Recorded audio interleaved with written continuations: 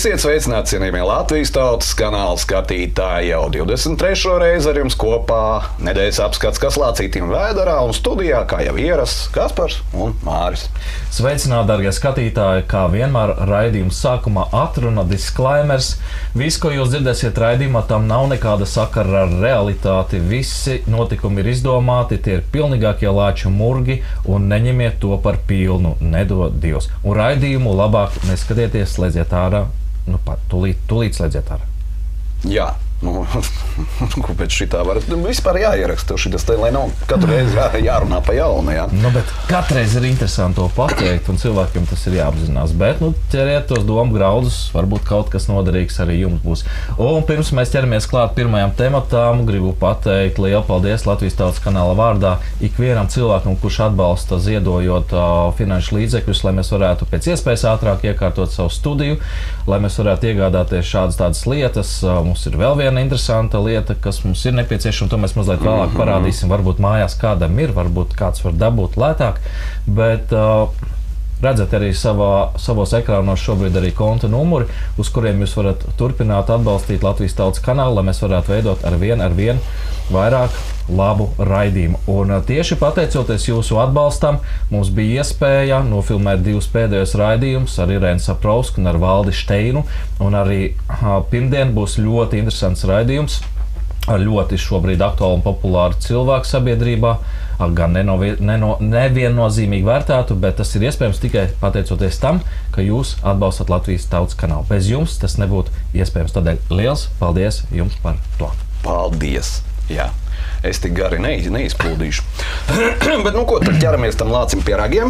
Mums gan šodien ir gaļīts, bet, nu... Gaļīts. Nu, labi. Nu, un tad pirmā tēma mums ir... Nevaram parādīt ekrānu. Nav video, bet foto ir Vecrīgas Bruģi ielu uz atkritumu vedējs. Paldies!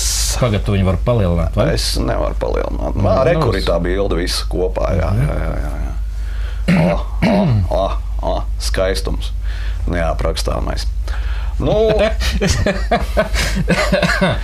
es iedomājos, ko tas šoferis brauc ar to miskas vedēju ielūs un tāds, konkrēti, jo tāda jau izvilkt ārā nav nekāda joka lieta. Bet, kāpēc mēs pat to, mūsu tā infrastruktūra brūk aizvien vairāk. Šodien mēs izbraucām vienam Rīgas mikrorajonu pagalmam cauri.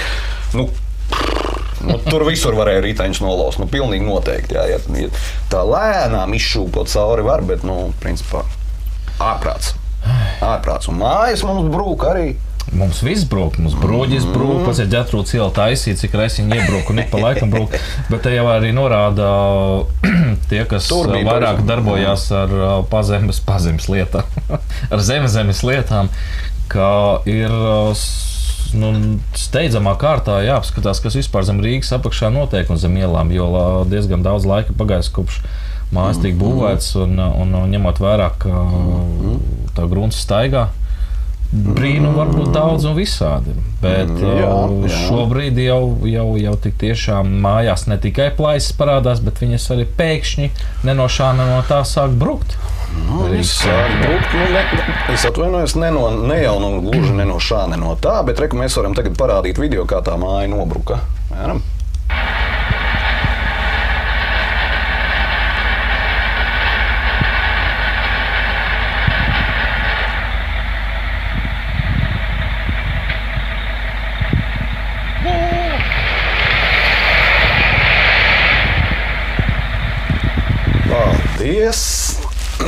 Un tā sākās Rīgā smilšu vētra. Smilšu vētra tas būtu viens, bet man ir jautājums, tāds, it kā loģisks. Kā tas filmētājs zināja, ka bruks? Kā viņš zināja to? Paveicās. Paveicās, jā. Mēs vienkārši zinām paši, par cik ar filmēšanu nodarbojamies un tā tālāk. Labi, šis ir telefons filmēts, bet varēja jau tā vispār paņemt tik Latvijas televīziju, nolikt no visām pusēm ar dronu. Šitam te policijai atņem dronu viņu un labūtu. Jā, mēs jau, cik varēja noprast no informācijas, tad šīs mājas fasāde, vismaz daļa tās bija paredzēta saglabāšanai, kā vēsturiskais mantojums. Acīm redzot, kādam tas ļoti nepatika un vajadzēja izdomāt kaut ko, un tad šādā veidā viņi atrisināja tā kā aizliegumu viņu nojaukt. Viņi pats sabruka. Vienīgais nav saprotams, labi, kaut kas puikām aizgāja ne tā, jo diezgan daudz mašīnas tika Tu jau nezini, varbūt tās visas bija apdrošinātas labi. To jau tu nezini. Puikas sadzinēt rīt apakšā mašīnas, kuram nevajag. Kuram gribās apdrošināšanas naudu dabūt apakaļ. Kāda problēma? Jo tādu lielu troksni nedzirdēja no mašīnu īpašniekiem, ka tur kaut kas, tāds vispār viss tā it kā, tu saproti, ka kas katru dienu bruk. Bet tu atrod lūdzu to, kur būvinženieris stāsta par to, ka Rīgā 50% dzīvojamā fonda ir ļoti sliktā stāvoklī, un te iet runa vairāk par hruščovkām un ziepas būs lielas. Staļina laikā būvētajām mājām, ka, steidzami nepievērsīsies šim jautājumiem, tad tādas Maksimas traģēdijas mēs drīzumā varam sagaidīt diezgan daudz, un tas ir ļoti nopietni. Un to jau mēs redzam ik pa laikam, kad parādās mājās plaisas un krīt balkoni nost un viss. Un tas, ka šīs mājas nosiltina un uzliek smuku apmetumu, tas jau neglāb to situāciju, kādā tas viss atrodas. Paldies. Tā kā, diemžēl Maksas raksts līdz to mēs tālāk neskatīsimies. Es nezinu, ko domā vispār Rīgas doma kā viņi taisās. Es saprotu, kā viņi taisās to risināt, bet tā ir milzīga problēma, ar kuru pavisam tuvā nākotnē Rīgas iedzīvotāji saskarsies. Ne tikai Rīgas. Ne tikai Rīgas, lai gan perifērijā, protams, ka pašvaldības laikam vairāk seko līdzi, cik es tā esmu pavērojis. Tur siltināts tiek un renovēts un tā tālāk. Rīgā nobruks vien imanta miersināšana. Bet, nākamā tēma, laikam jau sviesta sadaļa, tagad parādam ekrānu, Ziedoņa balsī runā mākslīgais intelekts, cik ētiski miruši cilvēku balss parādīšana ar tehnoloģiju palīdzību. Cik ētiska, es nezinu, bet tas ir tas fons viegli, kuriem viss ir viegli un viss viņiem ir kārtībā un tā tālāk. Atkal jauns vārds – pārradīšana. Ko nozīmē pārradīšana? Man visvairāk patika tomēr tas, es tev šorīt teicu, kā tur bija. Zaļmaldināšana. Zaļmaldināšana. Zināt, kas ir zaļmaldināšana? Ir kaut kāds video tev var Nē, tur video nav. Tur video nav, ir Wikipēdijas skaidrojums, tikai tad man jālien ir citā. Skaidrs, interesanti, Ļoti interesanti, Bet labi, tas mēs straujiem soļiem virzamies tajā virzienā, ka mēs vairs nevarēsim atšķirt, vai tas ir Ziedoņa ierunāts vai nav ierunāts. Vai viņš to ir teicis, vai nav to teicis, vai video redzamais cilvēks tik tiešām ir tas cilvēks, ko mēs redzam, vai tas ir vienkārši hologramma vai fakes. Gal galā, atgriežoties pie Valda Steina teiktā, kā tas var būt, ka Jānis Čaks tajā Ivanov ir parakstījuši satversmi, lai gan viņi jau bija sen kapos tajā brīdī. Tā kā, nezinu, kam tas vispār ir vajadzīgs? Ko viņi ar to grib izdarīt? Notrulināt to sabiedrību, arī maldināt var baigi forši. Iedomājies, ka tagad Imants Ziedoņa balsī teiks, ejiet špricēties vai kaut ko tam līdzīgu. Es nezinu, tagad Ļeņinu vai no Mauzoleja piecelt, varbūt kādu filmiņš var ierunāt vai ko. Kam tas ir nepieciešams? Bet skaidrs, ka tikai smadziņu jaukšana. Tāpat laikā kaut kur Facebookā, cik es zinu, es nevaru atrast tagad to materiālu, dzējuši savukārt postus, kur ir Imanta Ziedoņa dzēja. Jo redzes neatbilst kopienas standartiem. Tu tur iekšā ir iekļauti vārdi, un viņi saskatā tajā vai naida runu, vai kaut ko citu. Rekurē. Tagad varam parādīt. Facebook cenzori skaidro, kāpēc atkal reklāma. Kāpēc no platformas dzēsts Imanta Ziedoņa dzejolis. Ko mums līdz jūsu skaidrojums? Viņš ir dzēsts, un tā jau ir tā problēma. Baltika diviem kādreizējiem moderatoriem prasīja parādīja vairākus Facebook dzēsus ierakstus taujājot. Trūkst vārdu, bet tā mums par to kultūru izturās tagad. Pirms 4 gadiem. Jā. Kas bija pirms 4 gadiem? Vai 3? Tas, kurš Levits. Latvijas televīzijā svēti solījās, kā viņš brauks tur uz Briseli un kā viņi tur runās par vārda brīvību Facebookā un kā viņi visu to sakārtos un kā tagad cīnīsies, jo tas vēlēšanas nāca, tāpēc tas tā bija. Tā nedrīkst būt un jābūt ir viedokļiem un tā. Kaķim nāc tavs viedoklis. Šobrīd parādās vēl interesanti tendence komentāros zem daudziem rakstiem. Var rakstīt cilvēki jau ar tādu mazliet ironiju. Drīz jau vispār pat iekomentēt neko nevarēs, jo... Nedrīkstēs. Jā, un tagad jau daudzos portālos zem rakstiem jūs nevarat komentēt. Kādēļ? Tādēļ, lai tie cilvēki, kas citi las šos rakstus, neredzētu jūsu viedokli, ka jūs piekrītat vai nepiekrītat, jo ir vajadzīgs tikai viņu viedoklis. Faktiski tas ir visās platformās, gan sociālo tīklu platformās, gan laikam necenzē šobrīd tikai Telegram un TikTok, pārējo visu cenzē, ja. Tas ir tas, uz ko mēs ejam lieliem soļiem, ko arī Valdis minēja, ka kontrole, digitālā kontrole un galu galā nekur nav labāk, teiksim, jo, kā mēs zinām, Krievijā ar 1. aprīli ir ievies digitālais rublis, tā kā tur nav labāk arī. Viss iet vienā virzienā, nav tā, ka tur kāds būtu kaut ko, labi. Okay. Jā, es neesmu vēl pārbaudījis, jāpaskatās ir, bet runā tā mēļo, ka no 1. oktobra arī Latvijā tiks ieviests digitālais eiro.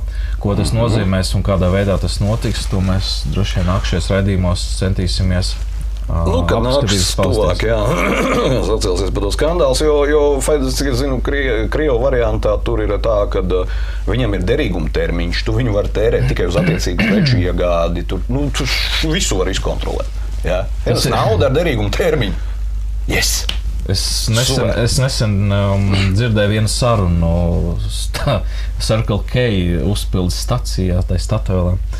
Cirkuliķi. Jā, jums ir bonus uzkrāt, jums ir pienākās bezmaksas auto mazgāšana. Jautājums, cik ilgā laikā to var iztērēt un kā? Šodien. Tikai šodien. Jā. Bet ejam tālāk. Mums ir māksla. Parādam mākslai vajag telpu. Kur ir māksla? Mākslā vajag telpu izplešās.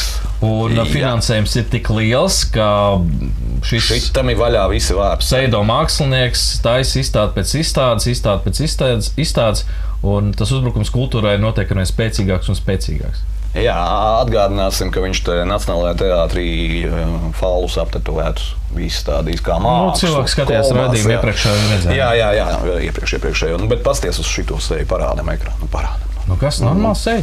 Normāli. Visauts cilvēks sāk desmais, jā. Man kaut kā izstāst pēc Tvaika ielas. Es kādēļ to saku, tādēļ, ka bija diezgan daudz komentāru no skatītājiem par to, ka Lācītas Vēderā aprunā cilvēks vai izskās pa viņu izskatu vai pazobojās. Dargie cilvēki, neņemiet tuvu pie sirds, nav mums ne ļauna nodoma nekā. Ja kādu tas ir aizskāris, pacentīsimies tā kā ne tik ļoti, varbūt, bet... bet ir lietas, par kurām nevar nerunāt. Piedod, bet tas tā ir. Kā tad tu šito nosauksi, kad tā saucoties māksla? Kur māksla? Kur tur ir māksla? Savulaik viens gudrs vīrs teica, ka nedrīkst būt iecietības pret kretīniem, liekuļiem, pret noziedzniekiem, jo tas liberālisms un viss tas pārējais, kā tas saucās, tas jau ir novedis mūs pie tā, ka mēs ar savu iecietību būsim toleranti un nerunāsim un neapvainosim un tā, ka mēs neteicām lietas tādas, kādas viņas ir noveduši pie tā, ka tie cilvēki atļaujas darīt to, ko viņi šobrīd dara. Jūs varat pavēlēt. Māksla turpinās. Jau ir nākamā rādam ekrānu. Daniela Vētra, kaut kāda māksliniece, Declaration of Independence, neatkarības deklarācija. Ko tu? Tu neko nesaproti no mākslas. Es neko nesaprotu, jā. Tas saucās grūtnieks kiborgs. Grūtnieks kiborgs, jā. Vispār tā kā... Kas šitas ir? Vai ko ir rūpnieciski hidrogs dzemdē vai ko viņi tur jā, dara? Labi, paldies, pietiks šito. Tur ir daudz visādi interesanti. Jā, katrā ziņā Pagad, tu neparādīji vēl no Brektes ļoti zīmīgu bildi. Tu gribēji vēl Brekti? Jā, es negribu viņu rādīt vispār. Es gribu vēl vienu aspektā mazliet pieķerties. Labi, tu atradīšu. Cilvēki, kurus es uzrunāšu, varēs mazliet ietekmēt šo jautājumu. Te ir beig dīvaini, tas, kas jauns raksts, viņš ir neformātā. Tā, jāzomo klāt. Bet bildes ir te 234. Ar lapsiņām. Ko, 234 bildes? Tu man gribi, lai es izskatu? Nē, tik ar lapsiņām. Es nezinu, vai es to varu. Es netieku klāt viņām, ja godīgi. Ir. Ar lapsiņām, tu saki, jā. Tur būs tāda bildīte, kur māma teica, puisīts un puisīts. Šitā? Nē, vēl uz priekšu. Tev pietika pacietības izskatīties 234 bildes. Ir jāzina, par ko tu runā un stāst cilvēku. Šitā, jā? Jā. Piezomosim klāt. Varam parādīt to ekrānu. Lūk, šādā veidā tiek izprasta māksla ar kažokādām, ar beigtu dzīvnieciņu. Paldies. Kažociņiem. Un māma teica, stāsta bērniņam, redz, cik tā ir lielā māksla, un tur arī tāda ņirgāšanās notiek, jo tām lapsiņām mutē vēl kaut kas ir iebāzts un tā. Miet ir, jā. Jā. Šie vecāki, protams, arī īpaši neizceļās, manuprāt, ar negribās, redz, ar augstu intelektu, ko viņi bērnam māca un kā bērns to uztver. Bērna bildēs, starp citu, ja pavēra bērna seju šajā fotogalerijā, parādām vēlreiz ekrānu. Tā var novērot, ka bērns ir mazliet sašutis šokā un viņš tā kā iekšēji, par cik vēl ir gaišs, viņš vēl neuztver un negrib pieņemt tādas lietas. Bet vai tas ir tas, kas ir jārāda bērniem un jāmāca? Brektes prāti ir, un ne tikai Brektes prāti, jau viss tā mūsu mākslinieki laikam galīgi sagājuši sviestā. Piedošana, ka es tā saku, ja šī ir māksla, tad... Nē, pagād, man jāatrod. Es gribu nolasīt to šajā sakarā. Es tikmēr nākamo tēmu atradīšu.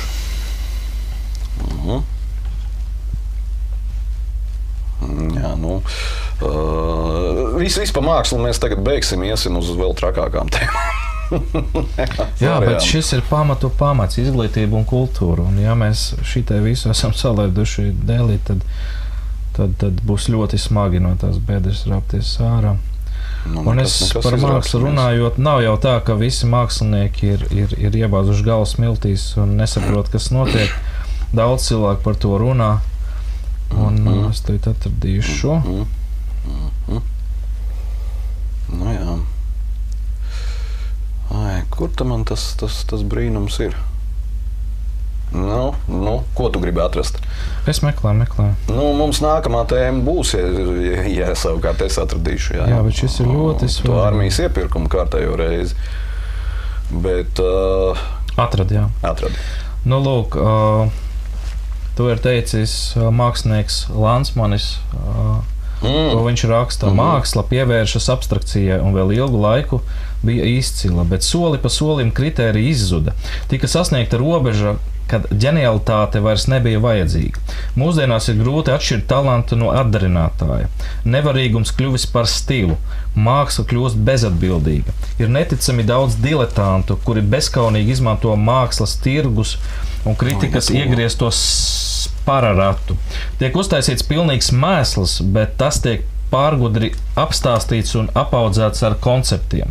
Nabaga publika ir iebiedēta un nezina, vai ir jāaplaudē vai jāizsvilpj. Tāpēc visi aplaudē, lai neizskatītos pēc muļķiem, kas dižos konceptus nav sapratuši. Visvairāk abrīnoja kritiķus, kuri spēja ignorēt acīm redzamo tukšumu. Nopietni. Bet Lansmaņa kungs jau pats arī tagad ir, kas Covid laikā atklāja savus izstādes un ko tik vēl nē. Jā, kā, bet tur ir māksla. Tur var pateikt, tur ir māksla. Jā. Un cilvēks ir zina, ko viņš runā. Ir vēl viens cilvēks izteicies, Ričards Muti. Simfoniskais orķestris šodien maksā mazāk nekā futbolists. Kādu mantojumu mēs ceram atstāt saviem bērniem. Kultūra neeksistē, lai gūtu peļņu, tā pastāv, lai izglītotu.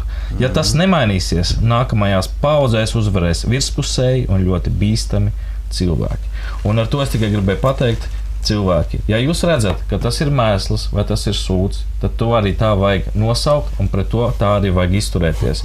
Un aplaudēt kaut kam, kas izraisa sliktas sajūtas, kas negatīvismu, nezinu, kā to aprakstīt. Ja ir tā, sakiet, ka ir tā, nevajag izlikties. Jūs taču jūtat vienmēr, tas ir labi vai slikti. Tas arī viss. Nu, es ceru, ka jūtam, jā.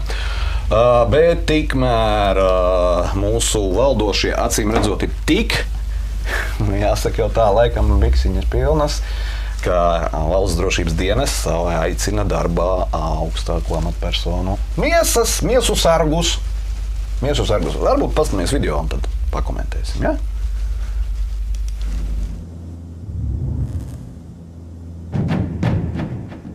Mūsu misija ir valsts augstāko amatpersonu un to uzaicināto ārvalstu viesu drošības garantēšana.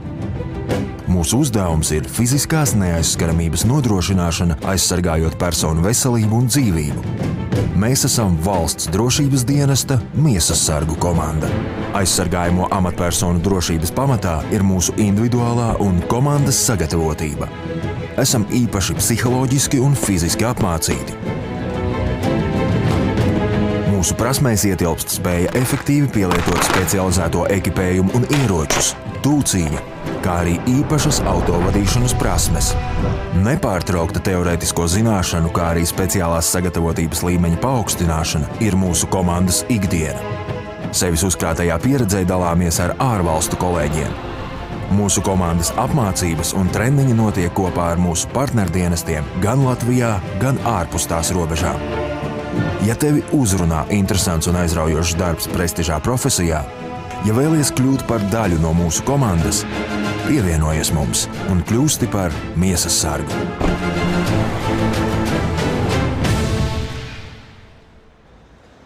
Nu, redz, kā jau es teicu, manuprāt, valdošie sapratuši, ka būs ziepes, un tad tagad cenšas aizsargāties. Vai arī nākamais variants, ka tiek plānots kaut kas tāds, ka viņi zina, ka viņus būs jāsargā.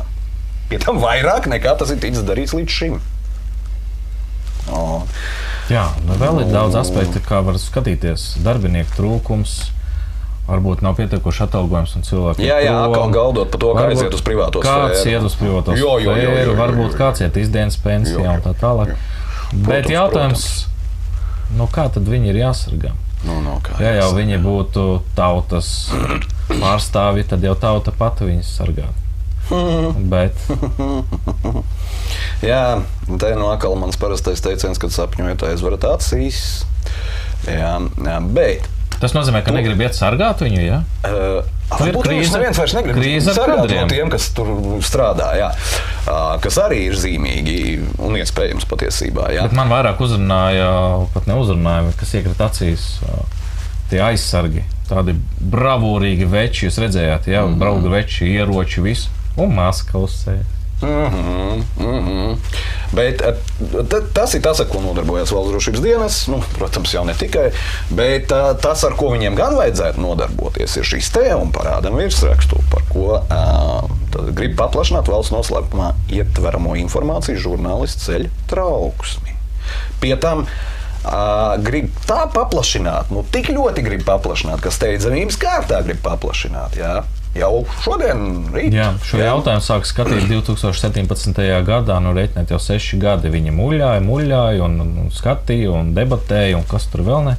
Un tagad tā klikšs un nākšā dienā vajag jau pieņemt. Un šo ir ierosinājuši tie paši Valsts drošības dienests ar sābu, kā ir jāpiešķir. Bet man šķiet, ka šis ir jautājums par to, ka pārāk daudz informācijas iet nevajadzīgi ārā cilvēkiem par tiem pašiem armijas iepirkumiem, tagad ir skandāliem un vīdu un visiem pārējiem. Ja? Nevajag cilvēkiem zināt tādas lietas, ka mēs dalām naudu tur, un tas taču ir noslēpums, komerc noslēpums, un kas tik tur vēl ne. Pareizāk sakot, kā mēs zogam. Jā. Un žurnālistiem arī par to ceļ trauksmi, ka ne jau visi ceļ trauksmi, tikai tie, kas vēl kaut ko grib rakstīt vai kaut ko uzzināt. Ja? Pārējie jau par šo mums vēl būs. Pārējie jau raksta to, ko viņam liek. Un, tagad, mīļie žurnālisti, tagad jūs esat kārtējo reizi saskaraties ar to, ka ķerās klāt arī jums. Tie, kuri ir varbūt bišķi vairāk parunājuši pretī. Nu jā, bet šis izmaiņas likumā visticamāk novadīs pie tā, ka nevis kaut kādu daļu tur noslapinot, bet noslapinot pilnīgi jebko pēc nepieciešamības, pēc situācijas. Jā, konfidenciāli. Kur bija prezidents vakar aizlidojis? Noslēpums. Jā. Par kādu naudu lidoja? Noslēpums. Nu, tas tāpat ir skaidrs, tur nav pat noslēpums. Kāds ir valsts budžets? Noslēpums. Jā. Budžeta deficīts, pārējais parāds noslēpums. Labi, bet tikmēr... Kas ir valsts prezidents? Noslēpums. Jā. Bet tikmēr Artūrs Krišāns beidzot ir sapratis, ko jādara ar armiju. Rādam video, ja? Nevis karavīru ēdināšana, bet visticamāk tiesvedība gaida uzņēmumu Zītara LZ, kas ticis pie iespējas ar aizsardzības ministriju noslēgt 220 miljonu eiro vērtu ēdināšanas līgumu. Aizsardzības ministrē līgumā saskata daudz nepilnību un nesakritību. Premjers uzskata, ka līgums jālauž.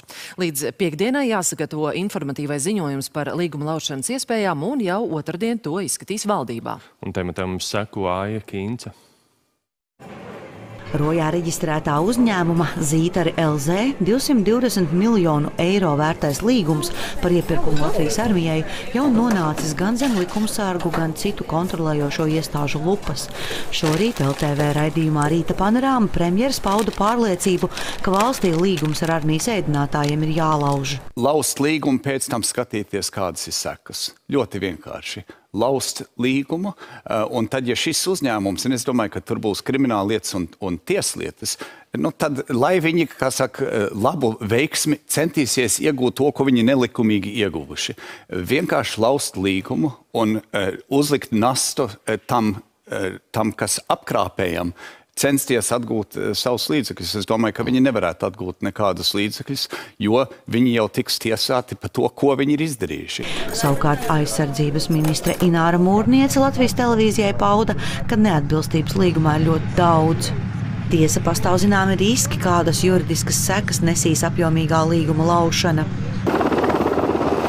Premjera kungs ir lūdzis iesniegt informatīvo ziņojumu, ir lūdzis iesniegt vērtējumu, ko nozīmētu šī līguma laušana. Tātad mēs pie tā arī strādājam un tuvākajā laikā šis vērtējums tiks iesniegts. Blakus minot, aizsardzības ministrija sāka strādāt, ko nozīmēs līguma laušana. Tur vērtēt gan juridiskos aspektus, gan drošības aspektus, gan liederības aspektus vēl pirms Kariņa kunga rezolūcijas. Taču arī līguma laušanas gadījumā armijas ēdināšana neapstāsies. Karavīri bez ēdiena nepaliks, tas ir pilnīgi skaidrs. Atgādināšu, ka informatīvais ziņojums par līguma laušanas iespējām aizsardzības ministrijai jāsagatavo līdz piekdienai, un jau otrdien to plānots skatīt valdības sēdē. Aija Kīnce, Ģirds Virbuls, Ingus Graudiņš, Latvijas televīzija. Paldies! Jā, redz, ko skaista. Artūrs Krišānis beidzot zina. Jā, no sākuma sataisīs, lauzīs līgumu, un pēc tam skatīsies, kādas būs sekas. Yes! Nevar pirms tam paskatīties, ja kādi soda procenti, kādas soda sankcijas līguma laušanas gadi. Nē, laužam līgumu, un pēc tam jau redzēs. Ja? Jā, bet pasties, kā viņi pieteica sižetu. Viņi pieteica sižetu, ka pa vainīgu tiek atzīti Zītari un ka viņus tagad tiesās. Bet jautājums rodās, tā loģiski domāja cilvēki. Līgums tiek noslēgts starp divām pusēm. Līgums tiek noslēgts, likuma ietvaros parakstīts. Kādā sakarā? Kādā sakarā? Tādā. Atrada vainīgos, klausies. Te jātiesā ir tieši tā otra puse. Bet viņa tagad vērtēs, lems kaut ko. Tu redzēji to izgraust ķiverē ar to bruņu vestu? Jā, bet zini, kas ir? Viņi nezināja neko. Mēs jau par šito bijām uztaisījuši sižetiņu, vēl neesam nopublicējuši. Te ir retā puzlīt liekas, viņi visu zināja. Kādu nepadalījās, kāds pastāstīja. Tas izgāja ārpus. Tagad vajag vainīgo. Kurš vainīgs? Mēs? Nē. Zītari? Jā, Zītari, jā, var ziedot. Zītari vainīgi. Labi, Zītari vainīgi. Valsts drošības dienas prasa steidzamības kārtā par dažādu ziņu slepenošanu un valsts noslēpumu. Kāpēc? Tieši tāpēc. Bet man jau patīk armija bez pārtikas nepaliks. Klausies, tad kādēļ bija jāslēdz līgums? Ja jau nepaliks, vai mūrniece pati vārīs to putru, vai kāpēc vārīs putliņu, jā, mūrniece vārīs putriņu. Un tikai atgādināšu vēl to, ko mēs jau runājām te vienā raidījumā iepriekš par šo te iepirkumu, ka tiešām bija Lindas Liepiņas intervija, tad, kad bija sācies vēlēšana maratons, vēl pirms vēlēšanām, vēl pirms tā iepirkuma pusgadu, jā. Jau, acīm redzot, tie paši Zītari bija izstāstījuši, ka līgumu viņi piedāvāja slēgt par 8 miljonu. Ministrija esot pastījusies, paiegs, ok, labi, slēdzam par 8, bet kopā vajag 130. Ja, un tad vēl pieauga līdz 220, un tad vēl iespējams līdz 330. Tas ir vienkārši par apjomiem, kāda atkatu nauda iet, kas tur vispār darās. Nu, ļoti labi, lai darās. Viss tas lien ārā, viss tas nesmukumi nāk ārā, un lai viņi tur agonijā raustās visu, bet es uzskatu, ka šeit ir vislielākā atbildība gan tā pašiem mūrniecei, gan iepriekšējiem aizsardzības fabrikām, gan ministru prezidentam. Lūk, tā ir jūsu atbildība, un jūs ir attiecīgi jātiesā. Noteikti arī prezidentam. Protams. Noteikti, ka tā ķepiņa ir iebraukusi, visas tās ķepiņas tur ir sabraukušas, tās roķeles tenī naudā, un tāpēc arī tā summa tik liela. Bet pastamies, ko fabriks pats. Jā. Pirmām kārtām, arī es šos datus nezināju, jo vienkārši tā nav bijusi man atbildība, un ministriem ar to nav jānodarbojas. Ja? Un beigās šis līgums arī netika parakstīts manā laikā. Tas arī fakts ir jāpiemina. Bet ko es gribētu pateikt? Tikai pāris tādas, varbūt pāris akcentus. Pirmkārt, es domāju, ka ir ļoti svarīgi, kad mēs par tādām lietām masu saziņas līdzekļos, jebkur runājam, ir svarīgi precīzi pateikt faktus. Viens no faktiem, protams, ir tā falsā izpratne par šiem 220 miljoniem. Nav jau viņu. Neviens nav samaksājis 220 miljonus, un neviens nav pasūtījis par 220 miljoniem. Bet tā aina tika uzburta, un tas, protams, rada uzreiz šo tādu lielu apjomu. Īstenībā, ko es gribētu teikt? Pirmkārt, ir juridiskā puse, ir administratīvā puse un ir politiskā. Diemžēl šis jautājums ir kļuvis par lielu politisku bumbu, kas tiek velts tagad, kam tik nav slinkums par to politiski runāt, bet ļausim, un tas ir ātri jāizpēta tīri juridiski, vai tur kaut kas ir bijis pārkāpts, vai nav bijis pārkāpts. Administratīvi varbūt kaut kādas nepilnības ir bijušas. Tas, ko es kā politiķis varu pateikt, es varu pateikt 3 lietas. Pirmā lieta. Pēdējos 4 gados, kamēr es biju aizsardzības ministrs, arī balstoties uz Covid pieredzi, uz visu pārējo, es esmu vienmēr iestājies un es iestāšos par to, lai Latvijas zemnieku pārtika, lai Latvijas ražotāju pārtika nokļūtu pirmām kārtām bruņotajos spēkos. Tas ir fakts, es to esmu teicis, es to nemeloju, manuprāt, tas ir pareizi. Labi. Ja kāds man to pārmet, lūdzu pārmetiet. Tālāk, ja mēs runājam par pašu izpildījumu, mēs vēl, teiksim, man esot ministram, nosūtījām Knabam dokumentus par šo iepirkumu. Pēc tam jau šis iepirkums tika, kā teikt, parakstīts un finalizēts jau nākošās ministras laikā. Ja tur būtu bijis kaut kādas aizdomas vai kaut kas tam līdzīgs. Apziņo skatījās pirms tam jau. Tieši tā. Es nezināju šo faktu. Tur jau tā lieta, un tāpēc es uzskatu, ka žurnālistiem ir jāpasaka visi tie fakti. Piemēram, arī tagad mēdījos es lasu, izskan, ka tas uzņēmums ir saņēmis. Pietiks ar šito muldētāju, nezinīti un tā tālāk. Ministrs, kurš neko nezina, kuram nekas nav izrādās pat jāzina, viņam nav jāzina. Un tā nav viņa atbildība. Tā nav viņa atbildība. Nē. Tā kā, fantastika vienkārši. Es nezinu, fabrikam, manuprāt, jau šeit būtu toči jāsēž, jā. Piedošana, ka es tā saku, bet... Par kaut kādām bumbām runā. Kaut kur vēl bumbām, jā, vai uz lieldienām vēl, vai no kurienes viņa vēl viņas. Protams, ka viņš visu zināja, protams, ka viņš arī attiecīgos parakstus lika, protams, ka viņš attiecīgās vienošanas parakstīja, un, protams, ka viņam bija daļa tur paredzēta, un visticamāk, viņi arī saņem savu daļu. Nobīdīs tagad. Viņi, protams, neko nav zinājuši, nekas nav noticis, nauda nevienam nav iedota. Atkal melo, tāpēc, ka 200 vai 220 tūkstoši jau tika pārskaitīti. Līgums ir noslēgts, tas ir fakts, tas ir juridisks fakts. Ko var muldēt? Te jau mums aizkadrā Silvestris teica, es tagad aiziešu uz autosalonu, nopirkšu mašīnu par 50 000, kuru man nav. Jā. un tad lauzīšu līgumu, tāpēc, ka redz, viņi tur nepareizi kaut ko, tie tirgotāji man ir izdarījuši. Tas taču ir absurds. Tas vienkārši ir absurds. Nu, cilvēki, tie, kas vēl tic tam, es pat nezinu, kurš vēl tam tic, un viņi iet un stāsta, ne, jūs esat idioti, jā, nu, kognitīva disonance, nu, vienkārši neiet kopā. Nu, nav cilvēki muļķi, nu, visi jau ir atvēruši acis un redz. Vismaz Latvijas Tautas kanāla skatītāji noteikti redz. Jā, bet tā vietā, jā. Šitie mēs to pārtiku, jā, parādam video. Nu.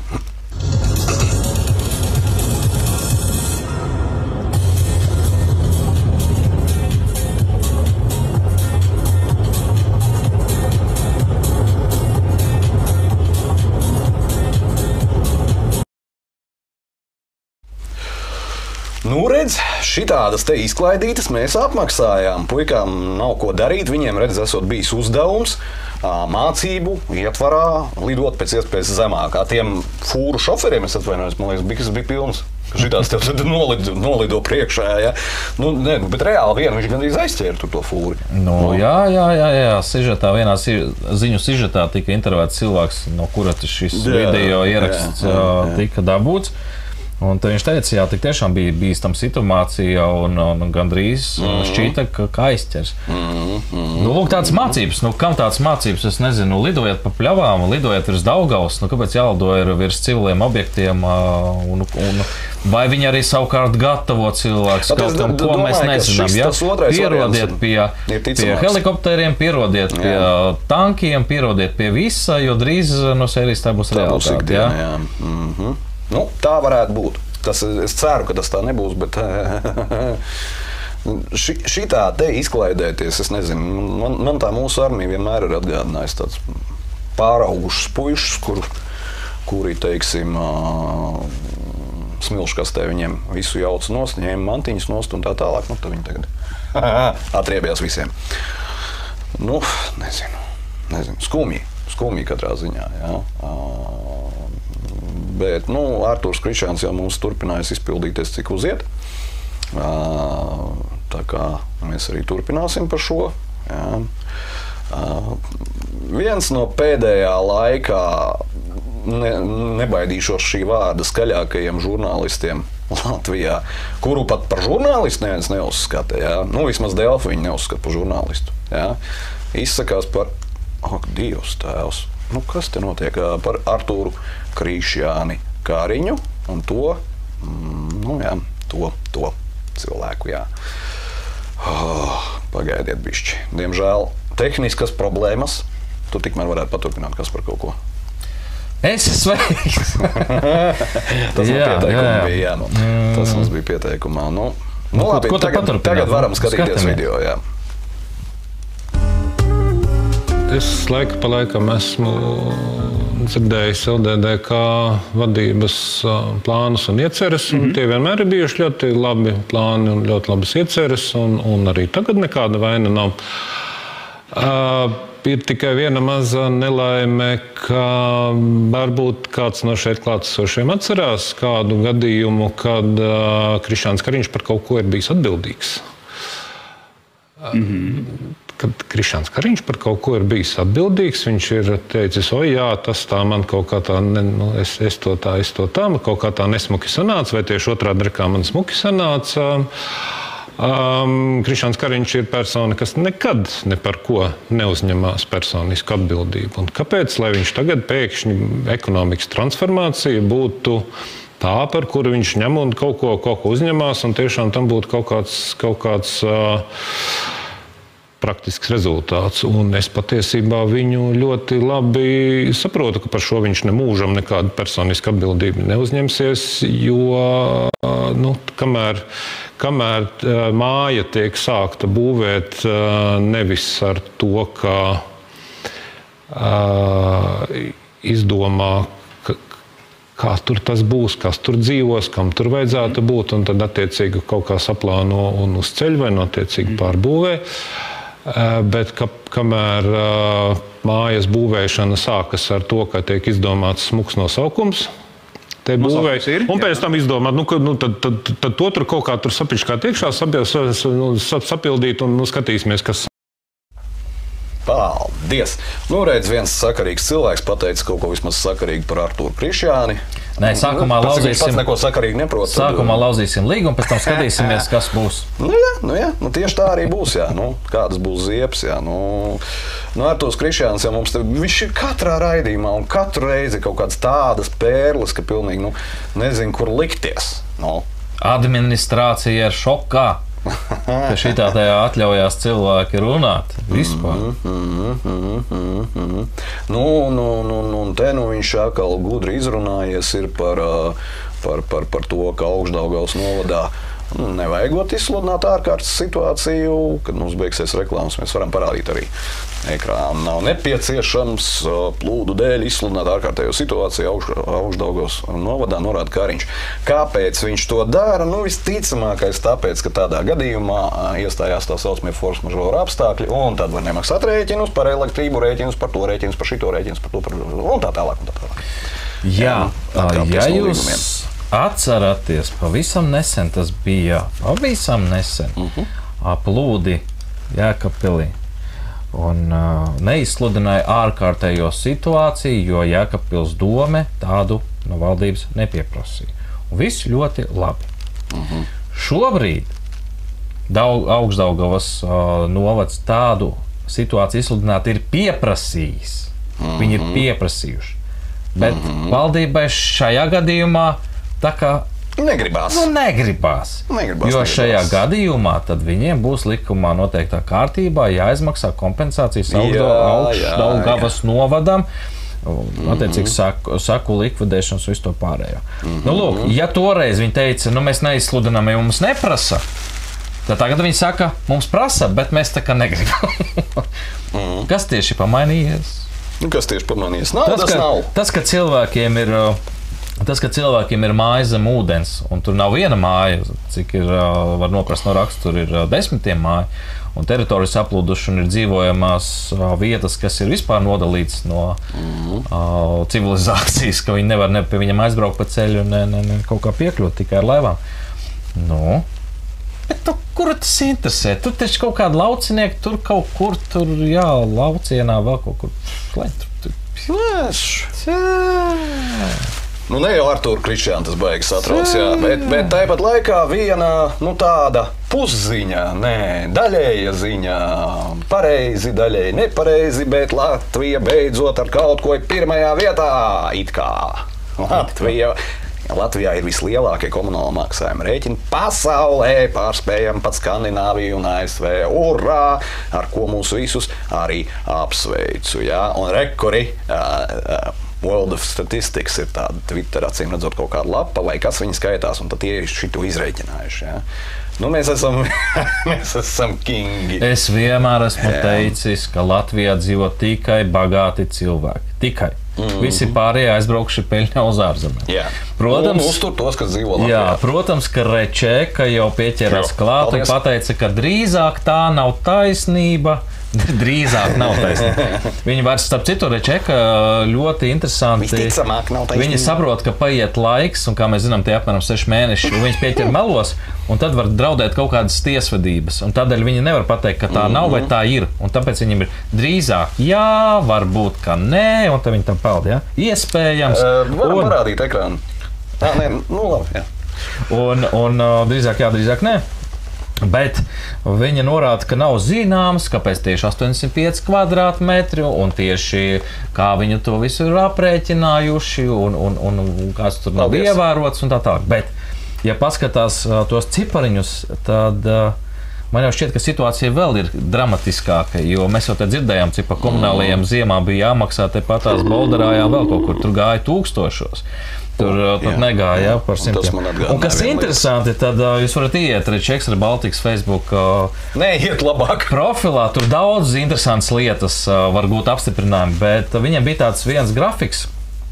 Un tajā grafikā bija norādīts, cik tad ir vidējās izmaksas uz komunālajiem maksājumiem.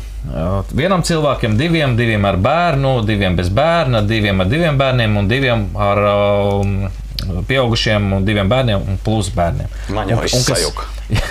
Un kas interesanti, tad 2 pieaugušie un 2 bērni, viņiem komunāli ir mazāki, nekā 2 pieaugušie un, teiksim, 3 un 4 bērni. Nu, tieši kā tas ir iespējams, jo ņemot vērā ūdens patēriņu, elektrību un vispār nav iespējams. Tātad viņi paši izmanto ar tur fake news. Bet tā galvenā ziņa, ko es nolasīju, Rečeka, Rebaltika uzbruk NRA un LA, tas ir Latvijas avīzē un neatkarīgai Rīta avīzē un arī portāliem. Jo tieši NRA un LA bija tie, kas publicēja šo informāciju, un Rečeka savukārt Spriņģe norāda, ka NRA un LA sēž pilnīgi stulbi žurnālisti, kas nemāk pārbaudīt informāciju, publicē fejkus, viltus ziņas un bez maz klapēja to bodīt ciet. Mēs Rečeka esam viszinošākie žurnālisti par visu, un mums pieder absolūtā patiesība. Un muti ciet. Patiesības ministrija. Jo Neatkarīgā un Latvijas avīze, būsim godīgi, tie bija vēl vienīgie portāli un avīzes, kas atļāvās publicēt nevisai patīkamu informāciju valdošajai administrācijai. Ja? Nu, tagad Rečeka ir uzsūtīta virsū arī viņam. Šādā veidā pazeminot, protams, viņu, kā saka, kvalitāti. Uzticamību. Jā, nē, nu, es teikšu mazliet savādāk. Ja?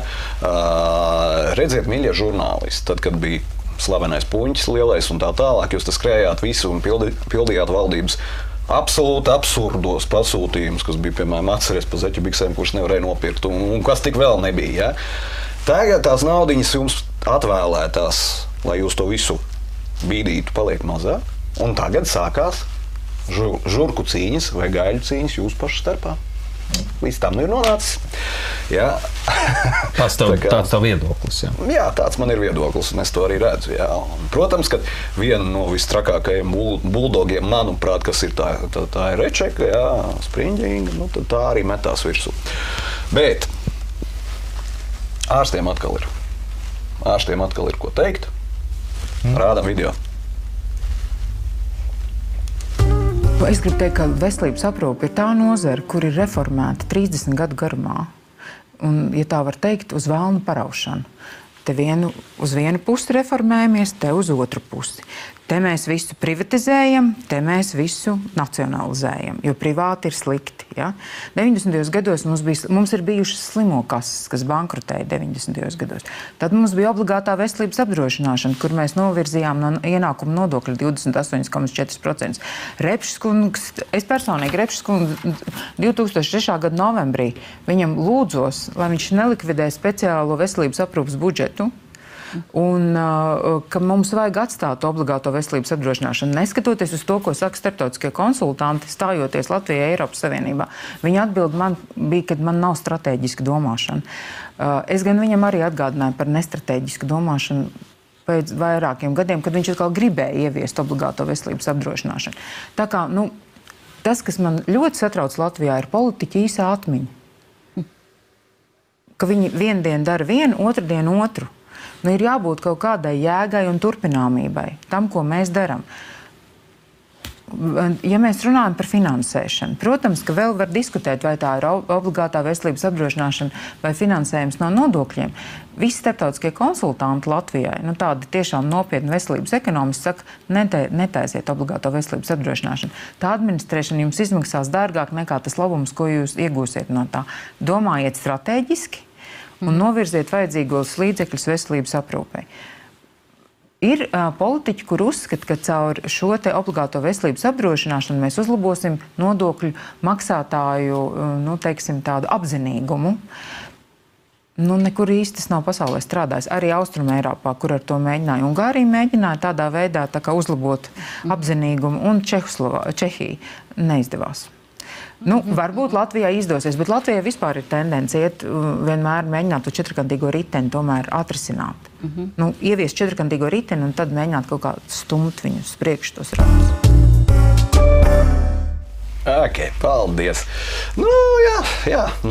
Īsā atmiņa. Es nezinu, tā jau nav īsti ko. Četrkantīgs ritenis. Tas bija labs, jā. Bet tā jau ir, ja tā paskatās. Viss ir galīgi otrādi. Strateģiski domāt, kāpēc runā svešvalodā deputāti nesaprot. Šitie taču nesaprot, jā. Bet, tagad neliels arī akmentiņš pašu mediķu lauciņā. Tomēr, lai vai kā nebūtu, nav jau arī pie jums viss tik ideāli. Jā, paldies par. Jūs tagad tiksiet šķirot pacients palīdzību slimnīcā, gaida 11 stundas. Paldies. Tur bija vēl viena bildīte, man šķiet, kas jāparādā. Jā, lūk, šī, jā. Pagaid, nerādam vēl. Es atvēršu Twitterī viņu vaļām.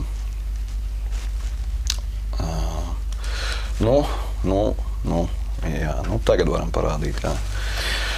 Jūs sievedi vai paši ierodaties stradiņos, tad tiksiet šķiroti, un tad gaidīsiet stundām, līdz kāds jūs pamanīs, un atcerēsies, Latvijas medicīna un aprūpe ir nevis slikta, bet viņai vienkārši katastrofa. Jā, tur ir redzami ekrāni, kuros ir norādīts attiecīgi 4 pakāpes, pēc kā izvērtē cilvēkus. Parādam vēlreiz. Cilvēkus, kas ir ievesti, teiksim, šajā gadījumā neatliekamās palīdzības uzņemšanas nodaļā stradiņos. Attiecīgi ir pirmā pakāpe, tādi, kuri nevar gaidīt, vispār nevar gaidīt, ja, kas momentāli. Ja.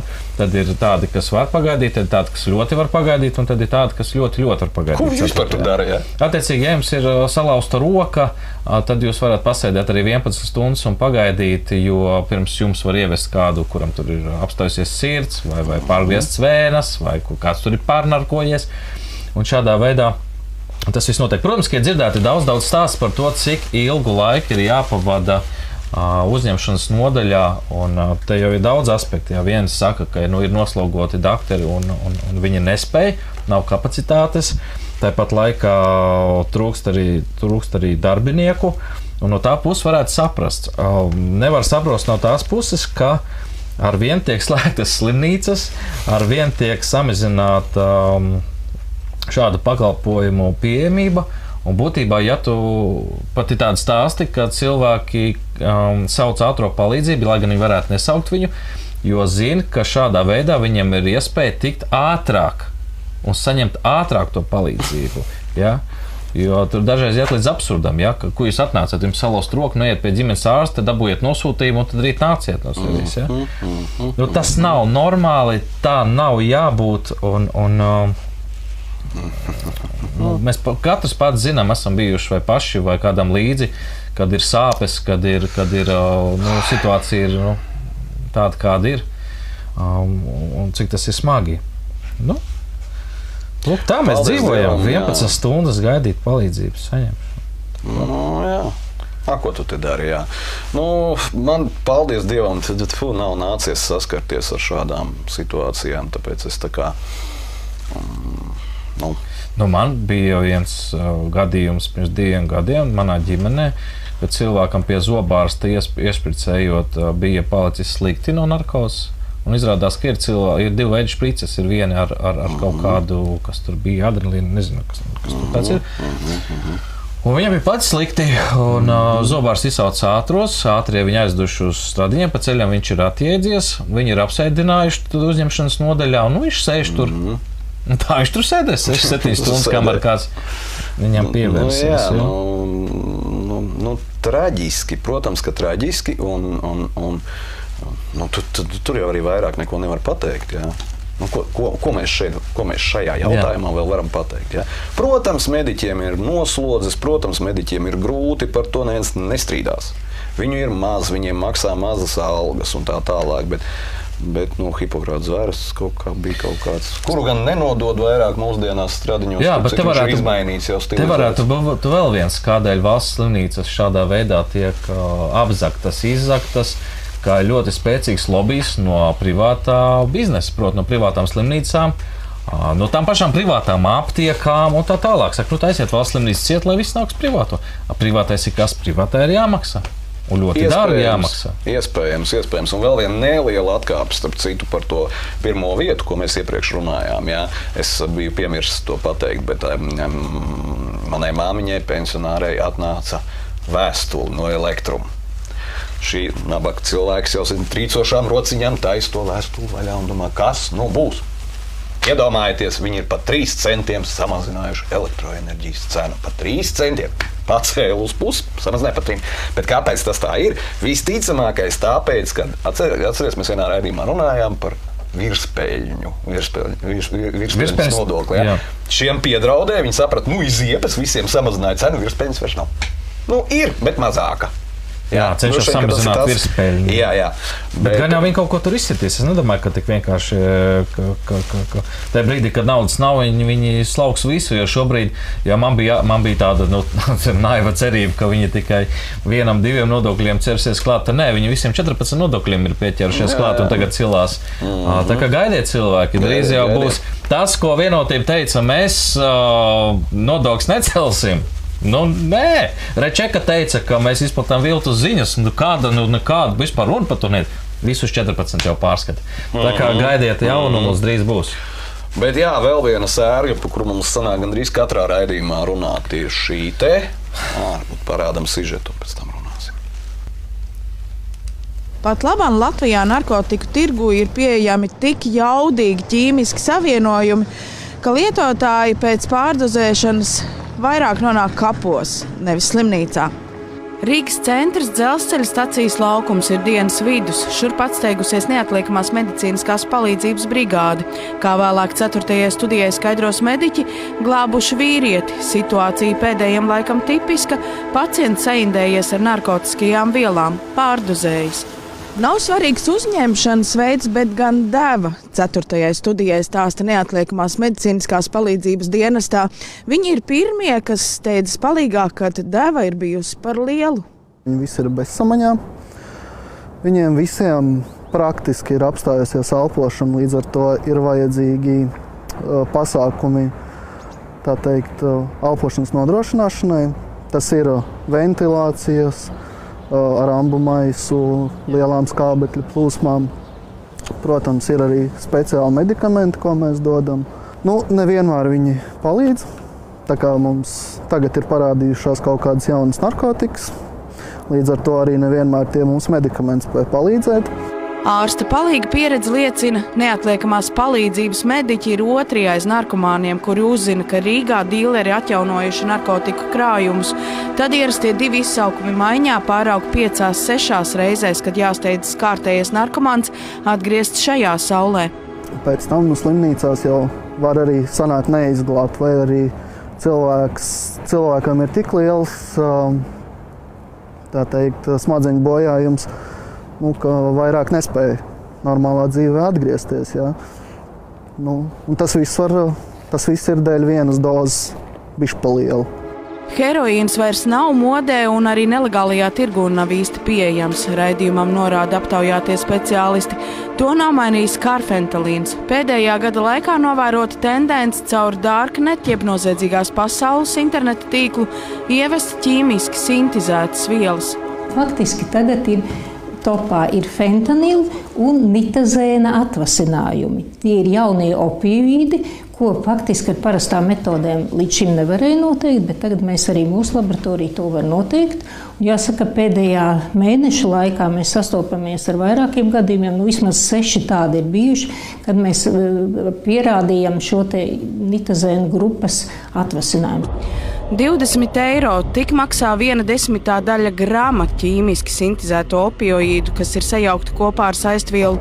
Cik daudz bīstamās vielas nonāk narkomāna vēnā, ir laimes spēle, bet ir skaidrs, ka narkodīleri uz lietotāju dzīvības rēķina nopelna milzīgas summas, jo tīrā veidā bez saistvielas 50 gramu šīs vielas melnajā tirgū maksā 200 līdz 300 eiro, skaidro valsts policijā. Teiksim tā, tātad šī saistviela, kas nesatur neko, un šis te aktīvā viela, kas ir šis te, piemēram, protonetizēns. Un par cik tā viela tik spēcīga un viņi ar vienkāršiem metodēm viņu sajauc, ja, bez speciāliem mikseriem. Šī viela tiek nekorekti sajaukta un ir šīs te devas, kurās vispār sanāk nav šī te aktīvā viela, un ir devas, kurās ir pa daudz šīs te aktīvās vielas. Tātad narkomāna organismā nonāk dažādu sintētisku vielu un medikamentu miksējums, bet produktu sastāvdaļas procentos, kā tas redzams uz pārtikas precēm,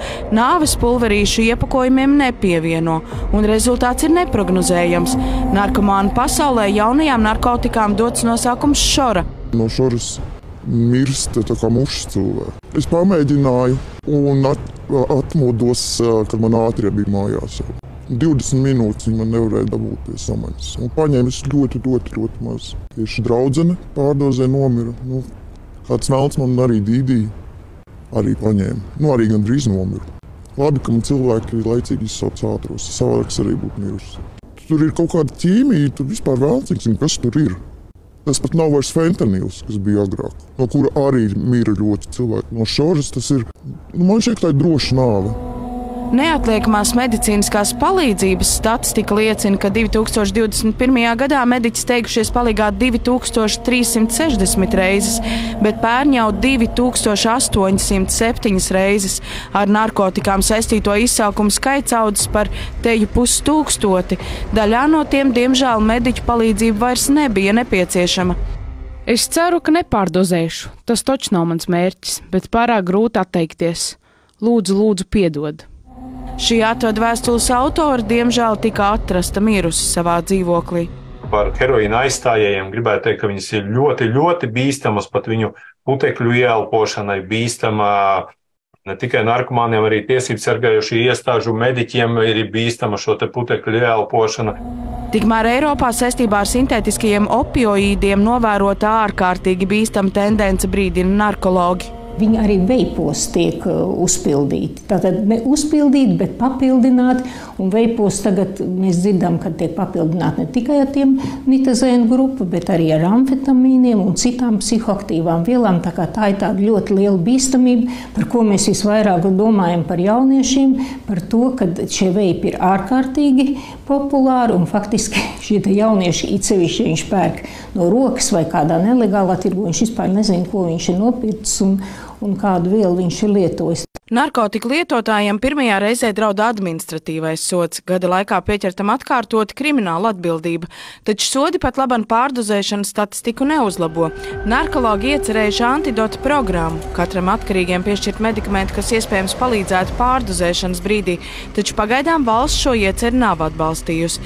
Tikmēr sintētisko opiātu sērga pārņem visu Eiropu un narkologi baidās, ka drīz sāksies pārdozēšanas arī nepilngadīgu veipotāju vidū. Inese Supe, Mārtiņš Avots, Arķoms Kočarjans, 4. studija. Kolektoram nerождают. Jā, te arī īsti laikam, es nezinu. Uz cilvēku mīļie, tiešām nesaprotat, ka jūs indē nost un kā tas viss beigsies. Un tāpat tā vēstule bija vienkārši. Ceru, ka nepārdozējuši, bet sekojiet līdzi saviem bērniem, sekojiet līdzi saviem tuviniekiem. Jau tur redz, ka pa tiem veipiem tas vispār ir fantastika. Ne? Kāds Ilzram teica, pasūta ūdeni, etilspirtu, jā. Un tu iedzer nezinādams un viss. Jā. Tas ir kaut kas vienkārši abnormāls. Jā, bet mums taču ir 11 drošības struktūras, policijas priekšā, un robežsardze, un muitnieki, un vids, un kas tik mums nav. Un te mēs varam redzēt viņa labos darbus. Nē, tas jau ir tās sodi šo statistiku pagaidām neietekmē. Da neietekmēs sods nekādu statistiku, es domāju pozitīvā virzienā. Jā, vienīgi pretēji. Jā. Un tas, ko tagad darīja Saeima, jā, par ko mēs runājam pagājušajā raidījumā, aizliegt šos te legālos, kaut vai legālos, to tu vismaz kaut kā var izkontrolēt tos saltiņus un visus šos aromatizētos. Jā. Ko viņi tagad panāca? Viņi panāca, ka melnajā tirgū viņi parādās, viņi ir divreiz dārgāki, viņus nevar izkontrolēt nekādi. Bērni viņus var nopirkt, ja vēl līdz šim formāli veikalā nevarēja nopirkt. Tad tagad bērni viņus var dabūt, ieiet Telegram grupā un nopērts, un tanīs, kas būs iekšā. Tur arī būs šitie visi brīnumi. Jā. Tā kā, paldies partijai un valdībai, kā vienmēr. Jā. Nezinu, man cita viedokļa par šo nav. Kas par? Neko, jā? Ok, labi. Un, protams, kārtīgs pusķēģelis policijas un vispār drošības sargājošo iestāžu lauciņa. Nevajag stāstīt, ka tikai mediķi uzzina no tā, cik daudz viņiem ir jābrauc, jā, un ka viņi neziņo policijai, un ka policija nezina, kur tirgo, nezina, kas tirgo, un tā tālāk, un tā tālāk, un tā tālāk. Piemērs ar Aleksandru, jā. Šmigas veikals 24/7 pretī pašvaldības policijas iecirknim. Lai aiziet žurnālisti Supē paprast, redz, cik viņi ātri atrada gan lietotāju, gan kurš var izstāstīt, kur var dabūt un par cik var dabūt. Un kā mirst? Jā, bet Vai, kā vajag izravēt ārā tos visus kretīnus no tās visas organizētās noziedzības? Vienkārši tas ir jāizdara. Bet tas viss notiks. Es ļoti uz to ceru, es ļoti ceru, bet tagad nedaudz jautrāka lieta. Jā, rādam video. Burvīgs jautājums WhatsApp lietotnē. Kāpēc visu laiku tiek runāts par krievu valodu? Kāpēc netiek saskatīta angļu valodas lietošanas problēma? Nevienā kebabnīcā nerunā latviešu valodā. Rīga strauji par Āfriku pārvēršas un visiem viss labi. Te arī pieminēšu šo virsrakstu no jūsu pašu Valsts valodas centra mājaslapas pirms dažām dienām, ka kurjeriem arī ir jālieto valsts valoda noteiktā apjomā. Es personīgi esmu saskāries un saskaros dienā praktiski gan ar kurjeriem, kas nerunā vispār latviešu valodā, gan pirms dažām dienām jāatzīstas arī neveselīgi ēd un biju kebabnīcā. Arī vispār neviens vārds latviešu valodā. Tā ir problēma šobrīd Rīgā? Jā, protams ir. Šī kurjeru lieta, sevišķi šo latviešu nerunājušo kurjeru lietu, viņa lielā mērā uzplauka pandēmijas laikā, kad daudzi, ēdināšanas uzņēmumi varēja pastāvēt tikai piegādājot, un šeit bija šis diezgan dīvainais regulējums tiesiskais, ka šim cilvēkam viņš nav atbilstošs kāds darbinieks, viņš ir pašnodarbināts, ka viņam ir pašam jānosaka, kā tad viņš prot. Un viņš saka, es drusku protu, ja. Protams, ar kebabiem arī tur ir, mani kolēģi ir sodījuši, bet, jāsaka, tur ir ļoti liela arī kadrmainība šajās vietās, pat ja mēs kādu tur sodam, un tas notiek, tad tas nenozīmē, ka pēc nedēļas tur nestāvēs cits puisis ar tikpat labu vai tikpat sliktu, valodas prasmi, ja. Tad kā ar to cīnīties vispār? Nekā? Tas visu laiku tiek darīts, bet, protams, viens jautājums ir nepārprotams. Ja būtu šis sabiedrības spiediens, ka šīs kebabnīcas netapt apmeklētas, tad viņi ļoti ātri to apgūtu. Un tāpēc no vienas puses tas ir tāds drusciņu mazohismu variants. Es eju uz kebabnīcu, kurā man neapkalpo un pats par to sūdzos. Tad kāpēc es eju uz vienu? Varbūt sodu jāpalielina, sodu intensitāti jāpalielina? Arī par to var domāt, bet teiksim, šeit ir arī šis jautājums par attieksmi. Kāpēc es vēlos pakalpojumu? Labi, es nevaru zināt, kāds kurjers man atbrauks. Jā, to es tiešām nevienmēr varu zināt. Bet ja es eju kebabnīcā un skaidri zinu, ka tur viņš pat nemēģinās neko. Es gan esmu arī kādreiz pirms gadiem, es tagad sen neesmu bijis nevienā kebabnīcā, ka viņš tā kā pantiņu drusku mēģināja kaut ko darīt. Ja. Bet Valsts valodas centram vispār ir pietiekami resursi, lai sodītu visus šos pārkāpumus? Resursi ir, protams, bet ne jau tā, lai atrastu katru kebabnīcu katrā Rīgas nomalē. Ja. Bet, protams, tas tiek darīts visu laiku. Urā, visam ir risinājumi, tipisks ierēdnis, tipiskā ierēdniecības stilā, bet Kaspars piesējās pie vārda kebabnīca.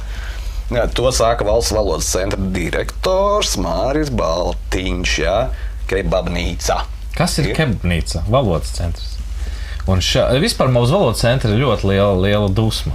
Tādēļ, ka, ja jūs pabraukāsiet pa pilsētu un paskatīsieties uz virsrakstiem, uz veikalu, uz kafejnīcu, uz reklāmas standiem, ļoti daudz pareizā latviešu valodā, latvisku tekstu pēdiņās. Ar visam gramatikas kļūdām, ar žargonismiem, ar pārējo, viņš pats kebabnīca. Kas ir kebabnīca? Nav tāds kebabnīcas vārds latviešu valodā. Tas ir tev nav, viņam nav. Tu pazīsti tās reklāmas, ko viņi laiž cauri kā valodas centrs, viņi ir pilnīgi bezspēcīgi, viņi ir pilnīgi bezjēdzīgs kantors. Vienīgais, ko viņi var izdarīt, tas ir gada beigās pasaka jaunvārds un slikts vārds un vēl kaut kāds arī kaut kāda absurda izdomā.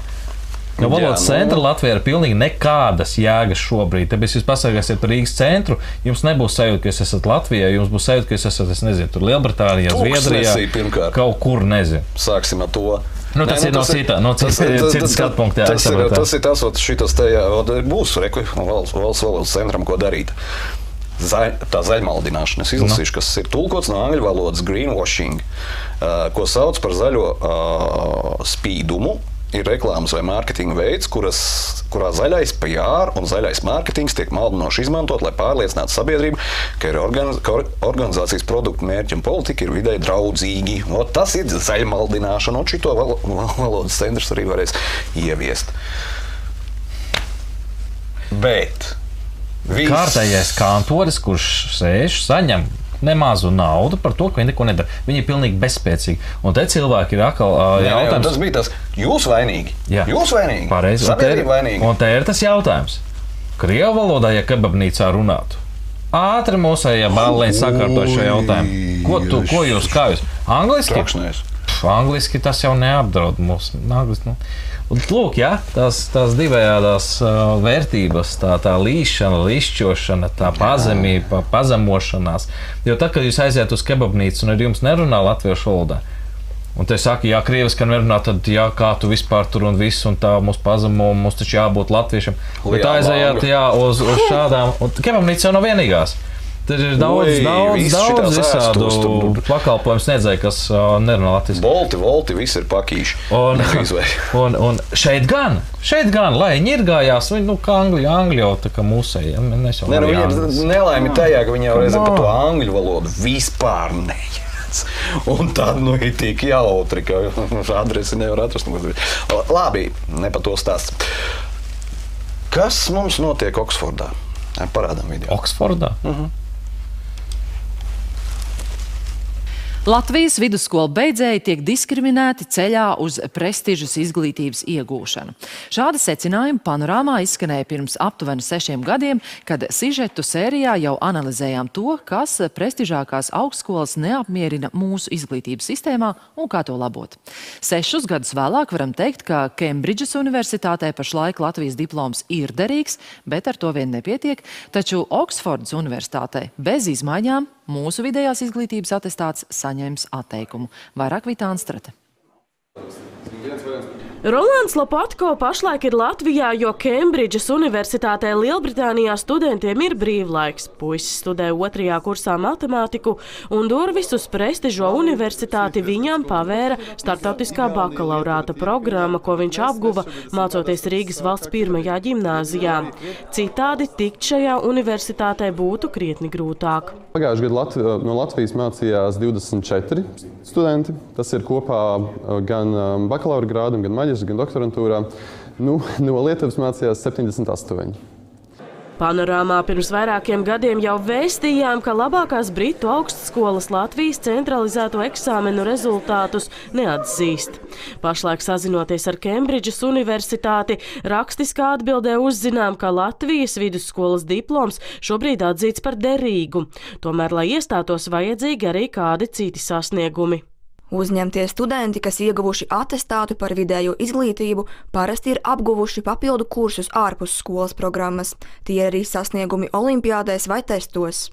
Mums ir spējīgi skolēni Latvijā. Mums ir skolēni, kas pilnīgi noteikti būtu spējīgi mācīties Kembridžā par spīti tam, ka viņi pabeiguši to Latvijas diplomu, jo viņi paši ir papildus mācījušies, viņi ir ieguvuši tās zināšanas. Bet viņiem nav viegli to pierādīt, un tā ir tā lielākā problēma, jo rezultātā tiešām talantīgi cilvēki nevar mācīties tur, kur viņiem vajadzētu. Arī Oksfordā Lietuvas un Igaunijas diplomi atzīti par derīgiem, lai iestātos. Latvijas atestāts netiek pieņemts ierindojot Latviju līdzās tādām valstīm kā Krievijai, Afganistānai, Lesoto un citām. Paldies! Nu ko? Šausmas ielikt blakus Krievijai. Tagad visi bļaus vienā balsī. To gan nedrīkstēja Panorāmā vispār laist. Tu ko? Tu pat teikt to nedrīkst. Bet Igauni Lietuva ir diploms atzīst. Jā, un te jāsaka tā, ka nav, tā nav, vai ne? Tieši šī iemesla dēļ visticamākais, pirms tam vēl atkāpīt nelielu, atceries, vairākus raidījumus pirms tam teikt, Kariņš, es atvainojos, un kas tik vēl nestāsta par to, ka, redzējies ar eliti mums problēmu nesot, bet, ar tiem pārējām mazajām lauku skolām mums ir baigās ziepes. Kā sanāk, neņem lielo skolu diplomus pa pilnu, ne arī lauku skolu. Tad problēma nav tajā, Krišjāni, Artūr. Problēma ir pavisam kur citur. Problēma tajā, ka neko nevarat iemācīt. Un es, ka pašiem jāmācās klāt vēl. Nu labi, lauzīsim līgumu, tad domāsim, kā būs, skatīsimies. Jā, un šī sakarībā pareizi ir nav tā nav. Rādam sižetu. Vairāk nekā 20 gadu laikā slēgtas gandrīz 400 skolas visā Latvijā. Šobrīd jau pieņemts lēmums arī par Alojas Ausakļa vidusskolas klašu slēgšanu. Un kaut gan Latvijas pašvaldību savienībā uzskata, ka īstenojumā izglītības reformā ir daudz nepilnību, skolu slēgšanas vilnis visticamāk turpināsies. Vairāk skaidro Diāna Āboltiņa no Zemgales reģionālās televīzijas. Alojas Ausakļa vidusskolā šobrīd mācās 235 skolēni, no tiem 32 vidusskolas klasēs. Vidusskolēni vidējo izglītību iegūs vēl šeit, taču jaunas vidusskolas klases vairs nodrošinātas netiks. Personīgi es esmu ļoti satriekta, jo mana mamma ir beiguši šo vidusskolu, es pati, mans vīrs, mana meita vecākā, un tagad arī jaunākā gatavojās beigt. Vecāki uzskata, ka jautājums par skolu tīkla reorganizāciju būtu ietverams topošajā Limbažu novada izglītības attīstības stratēģijā, kas ļautu uz situāciju raudzīties plašāk. Tam vajadzēja būt garākam procesam, informētākam, par to būtu jādiskutē, jārunā, lai tas ir tā kā visu pušu viedoklis un redzējums. Tuvākās skolas ir Limbažos 30 km, Valmierā 50 km attālumā un Salatsgrīvā. Izvērtējot skolēnu skaita dinamiku, pašvaldībā pieņemts lēmums Alojas Ausakļa vidusskolu turpmāk reorganizēt par pamatskolu. Bērnu skaitu mēs analizējām sākot jau no 2010. gada, kur laika posmā no 2010. gada līdz 2022. gadam ieskaitot, skolā ir tikai viens mācību gads, kad izglītojamo skaits ir virs 40. Visos pārējos gados tātad bērnu skaits ir bijis nepietiekams, un vienā gadā pat vispār netika nokomplektēta 10. klase. Uz 2022. mācību gadu bija vien 3 pieteikumi vidusskolas klasēs, taču jābūt vismaz 10, lai pašvaldība saņemtu mērķu dotāciju finansējumam attiecīgajam vecuma posmam. Tikmēr pieejamais atveseļošanās fonda finansējums ļauj stiprināt 1.–9. klašu posmu un skolas vidi, ko arī pašvaldību lūkos izmantot. Novadā arī domās, ko darīt ar citām mazajām skolām. Jā, ir mums arī relatīvi mazas pamatskolas, par kurām droši vien mums nāksies domāt, ko tad ar viņām darīt. Izglītības un zinātnes ministrijā skaidro, ka sarunas par skolu tīkla reformu ar iesaistītajām pusēm un Latvijas pašvaldību savienību nenorit mierīgā gaisotnē.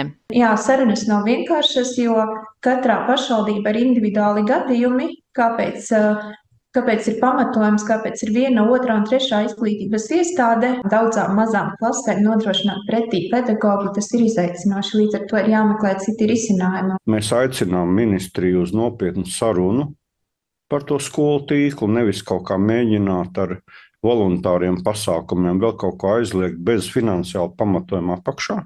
Pašvaldības vēlas arī redzēt detalizētu izdevumu pozīciju analīzi par transporta izdevumiem, iespējamo internātu skolu veidošanu apkaimēs, izdevumus, kas gulstas uz mājsaimniecību, pašvaldību un valsts pleciem. Pamatskolas un sākumskolas tā ir vesela ielaista problēma, kas ir saistīta ar to, ka neadekvāti ir taisīta pati izglītības reforma. Kamēr noris cīņas par skolu tīklu, Alojas Ausakļa vidusskolu jau gaida pārmaiņas. Diāna Āboltiņa, Igors Paļažājevs, Zemgales reģionālā televīzija. Nu, paldies. Nu, šitā mēs pa miljoniņam slēdzam tik cietās skolas vienu aiz otras, un viss notiekās. Kaspars bija baigi sašuts ap 2 Silvestru. Nu, tagad tu drīkst izteikt to sašutumu. Nē, nu, ko mēs sašutam? Mēs par to runājam jau no raidījuma uz raidījumu. Un tā... Ne, galvenais katru raidījumu bez maz kādu skolu aizkopēt. Jā, situācija lieliem soļiem virzās nepareizā virzienā un vēlreiz. Un par to norādīja arī Valdis Steins. Tie, kas nav redzējuši dzīvo sarunu 49. raidījumu, noskatieties, ļoti interesants raidījums ar Valdis Steinu. Mēs par to arī runājam. Un, ko nozīmē nav naudas, ko nozīmē jābūt vismaz 10, ko nozīmē mērķa dotācijas, kādas mērķa dotācijas. Nu, kaut 2, nu, kaut 4 tie vidusskolēni, tai skolā ir, viņas var mācīt, nu māciet. Nu, kā var vērtēt vispār cilvēka izglītība un viņa nākotnē to veikumu, ko viņš valsts labā var darīt. Varbūt starp tiem diviem skolēniem, vidusskolēniem, kas no Alojas nāk, nākotnē būs kāds viens Ilons Masks, kurš pus Latvijas budžetu varbūt tās, veidos ar saviem izgudrojumiem uzņēmumiem vispār. Nedrīkst. Tas izglītība un kultūra, tas ir dotācijas, tas ir dotējamas, tas ir valsts uzturēts, tas ir kultūras centri, tas ir bērni kopā ar savām ģimenēm. Tu jau arī, Mārdi, ko nozīmē 50 km uz vienā virzienā, 50 apakaļ, 100 km dienā, tas ir 500 km bērnam jānobrauc ir nedēļā, lai viņš varētu aiziet uz skolu un apakaļ. Un kas te pa internātiem? Atkal. Bērni no ģimenes prom? Prom no ģimenes. Māti neredz, tēvu neredz, ko viņš pa to nedēļu, ko viņš tais vakaros tur dara, tai pilsētā, tai internetā. Veipo, narkotikas, zinām, kā tas viss notiek, ja? Tas tiek mērķtiecīgi darīts. Cilvēki iestājoties, piebaldzēni cīnās par savu vidusskolu Aloju. Cīnieties, darieties, iet protestējiet. Piemēram, es zinu no Alojas vienu cilvēku, tieši no Alojas, kurš atbrauca Rīgā, uztaisīja karjeru, ļoti augstu līmeņu vadītājs. Tā kā, un arī to pašu skolu noteikti beidz, būs jāuzprast. Bet tā vietā parādam virsrakstiņu.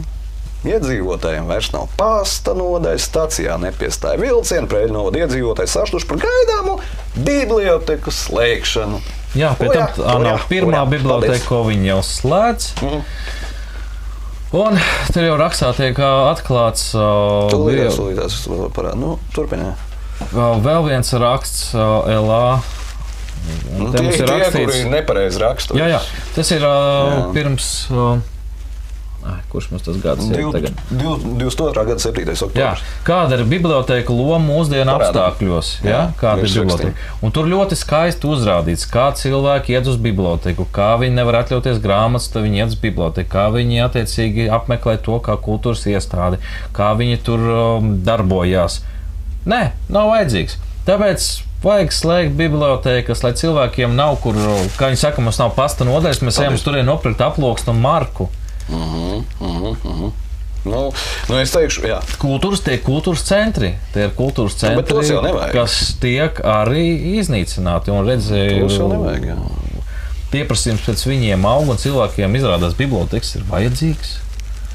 Cilvēki lasa grāmatas. Bet nevajag lasīt grāmatas cilvēki. Nevajag. Ja es gribētu nopērciet, bet jūs nevarat nopērkt, jo grāmatas ir ļoti dārgas. Vēl viena būtiska starp citu biblioteka funkcija, kur arī es savulaik izmantoju, kad man nebija printeri mājās un tā. Es gāju uz biblioteku, tur ir datori, tur ir iespēja izdrukāt, tur ir internets bezmaksas un tā tālāk. Līdz ar to. Es zinu arī cilvēks, kas iet uz biblioteku uzspēlēt šahu, satikties, kaut kāds galdaspēles. Es zinu, ka uz biblioteku iet bērni pēc skolas, kamēr viņi laukos, gaida autobusu uz mājām, lai aizbraukt, to bezjēdzīgu attālumu.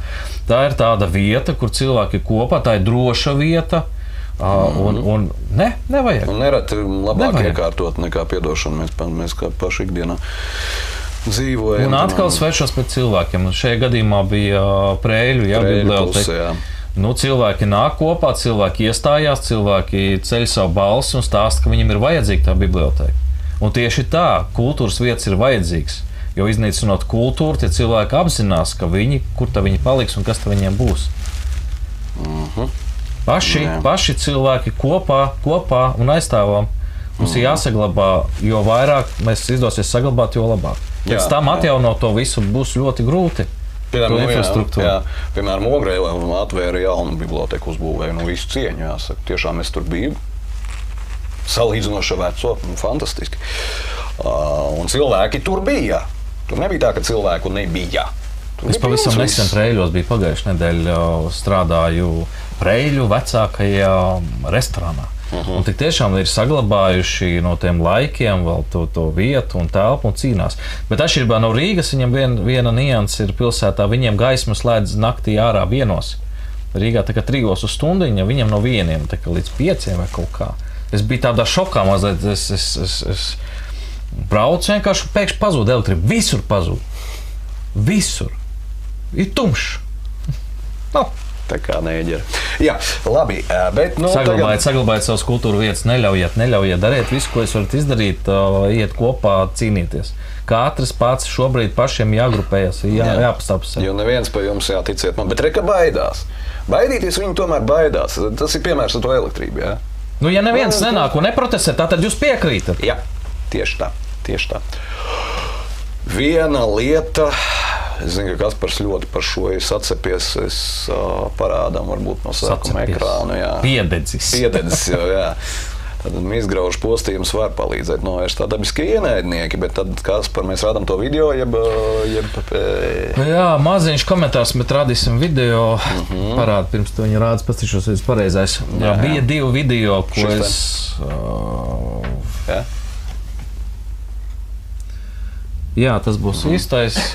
Bija 2 video, ko mēs gribējām parādīt. Viens bija Latvijas televīzijas veidotais sižets, un viens bija reģionālās televīzijas veidotais sižets. Nu tad, lūk, ja Latvijas televīzijas veidošajā sižetā vienīgais, ko varēja dzirdēt, vai dieniņa, cik tur naudas mēs zaudēsim, vai dieniņa kādas cenas tur kritīs, un kurš tur pirks, un kurš tur pārdos, un kāpēc drīkst cirst un nedrīkst cirst. Neviens informācijas tāda druska par to, kā cīnīties ar to, kas ir jādara, ko var darīt, kā mēs visi to darīsim. Jo Latvijā ir izsludināta ārkārtas situācija valsts mežos un ne tikai arī privātajos. Visā Latvijā ir izsludināta. Un nedars ir apdraudēts. Tad tur tikai par naudu runā. Nauda. Es izvēlējos reģionālo televīzijas sižetu par to, kur pastāsta, kas, ko, kā var darīt, un ieklausieties, kā runā gaiši, tīri, labi cilvēki, kuriem interesē, kuriem satrauc un kuri krīt un stāv par Latvijas dabu, par Latvijas mežiem. Tie ir īstie Latvi. Paklausieties, kā runā īstie Latvi. Uzņēmuma Latvijas valsts meži pārstāvi izrāda vienu no vietām Lubānas meža iecirknī, kur uzstādīti feromonu slazdi egļu astoņzobu izgraužu apkarošanai. Visagresīvākais egļu audžu kaitēklis te savairojies īpaši lielā daudzumā pēc ilgstošajām 2017. gada lietavām un plūdiem, kas tām sekoja. Liels daudzums mežaudžu bija zem jūdiņas, aplūdušas un ilgāku laiku tai pavadāja. Līdz ar ko egļu audzis novorga. Un nokušos vasaras laikā tad uz novorgušajiem egļiem sarodās izgrauži. Eglis sāk palikt dzeltenas skujas un kalst. Un, ja pīīt tuvāk, tad egļās var redzēt arī tādus izgraužu īskrejas caurumus, kamēr ir svaigi arī tādi mizas milti graustī. Un tāda eista cīņa sākās 19. gadā. Pērn Ziemeļlatgales reģionā bija uzstādīti vairāk nekā 250 slazdi, kuros tika noķerti aptuveni 50 litri kaitēkļu. Speciālisti aprēķinājuši, ka tie varētu būt virs 2 miljoniem izgraužu. Tas ir tikai viens no veidiem, kā tiek mēģināts ierobežot tālāku šo kaitēkļu izplatību. Tāpat notiek bojāto koku izvākšana no meža. Mūsu cīņa izpaužās, ka bojāto koku izvākšana pirmām kārtām, un pēc tam cirsmos, kur ir nociestas bojotos egļus, izvītojam tādu feromonu slazdus. Slazdā tiek ievītots smaržējuša vīla, kura pīvilinājam izgraužus, un tad uz to lidoja, un īkļūst uz slazdā un attiek laukā.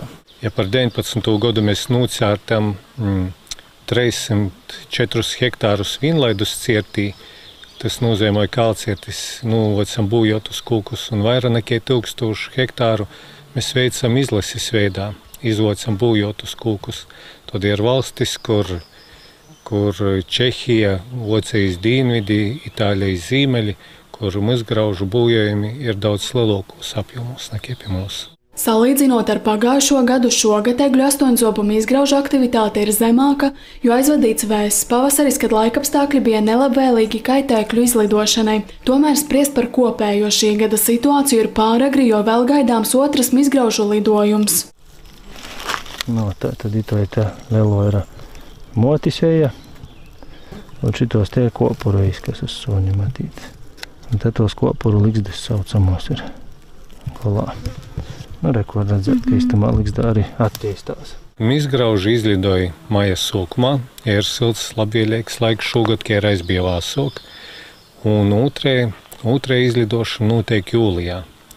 Tie ir divi tādi periodi, kad visvairāk izgrauži izlidoja un atkal meklē jaunas vietas, jaunas eglis, un tā arī izplatās. Neraugoties uz to, ka egļu astoņzobuma izgrauzes ir vien 4 līdz 5 mm liels, vienas egles bojāju var izraisīt aptuveni 3000 kaitēkļu. Pirmām kārtām bojā tos, kuras ir vajākas, novājinātas, atsektas, kaut kādas cirsmu moles vai izratinātas egļaudzes, bet, ka jūs savērojās stipri daudz, tad arī var veselas egļas bojāt. Ja pīteik egļu, kuros varotīs un vairotīs, tad sevišķi toļiem izgrauzes nelidoja, līdz puskilometram, bet, ja tu barības objektu trūks, tad es varu aizlidot arī vairākus kilometrus. Kā norāda Latvijas valsts meži pārstāvi, laikus no meža izvāktās bojātās egles nevien ierobežo izgraužu izplatību, bet tās vēl ir derīgas arī koksnei. Izgraužu bojāta koksne, ja ir zaļa, ja mēs paspējam jau vēl nociert zaļu, tad koksne nav bojāta un koksnis var ražot un veidot to, ko parasti arī amatnieki dara. Bet ja koksne ir nokautusi, tad te ir gan molka, gan vēl ir tarā un tehnoloģiskā koksnī. Tātad ir izmantojama. Pat meža konsultāciju pakalpojumu centrā noslēdzās arī apmācības par egļu astoņzobumu izgrauža bojājumu atpazīšanu un izplatības ierobežošanu.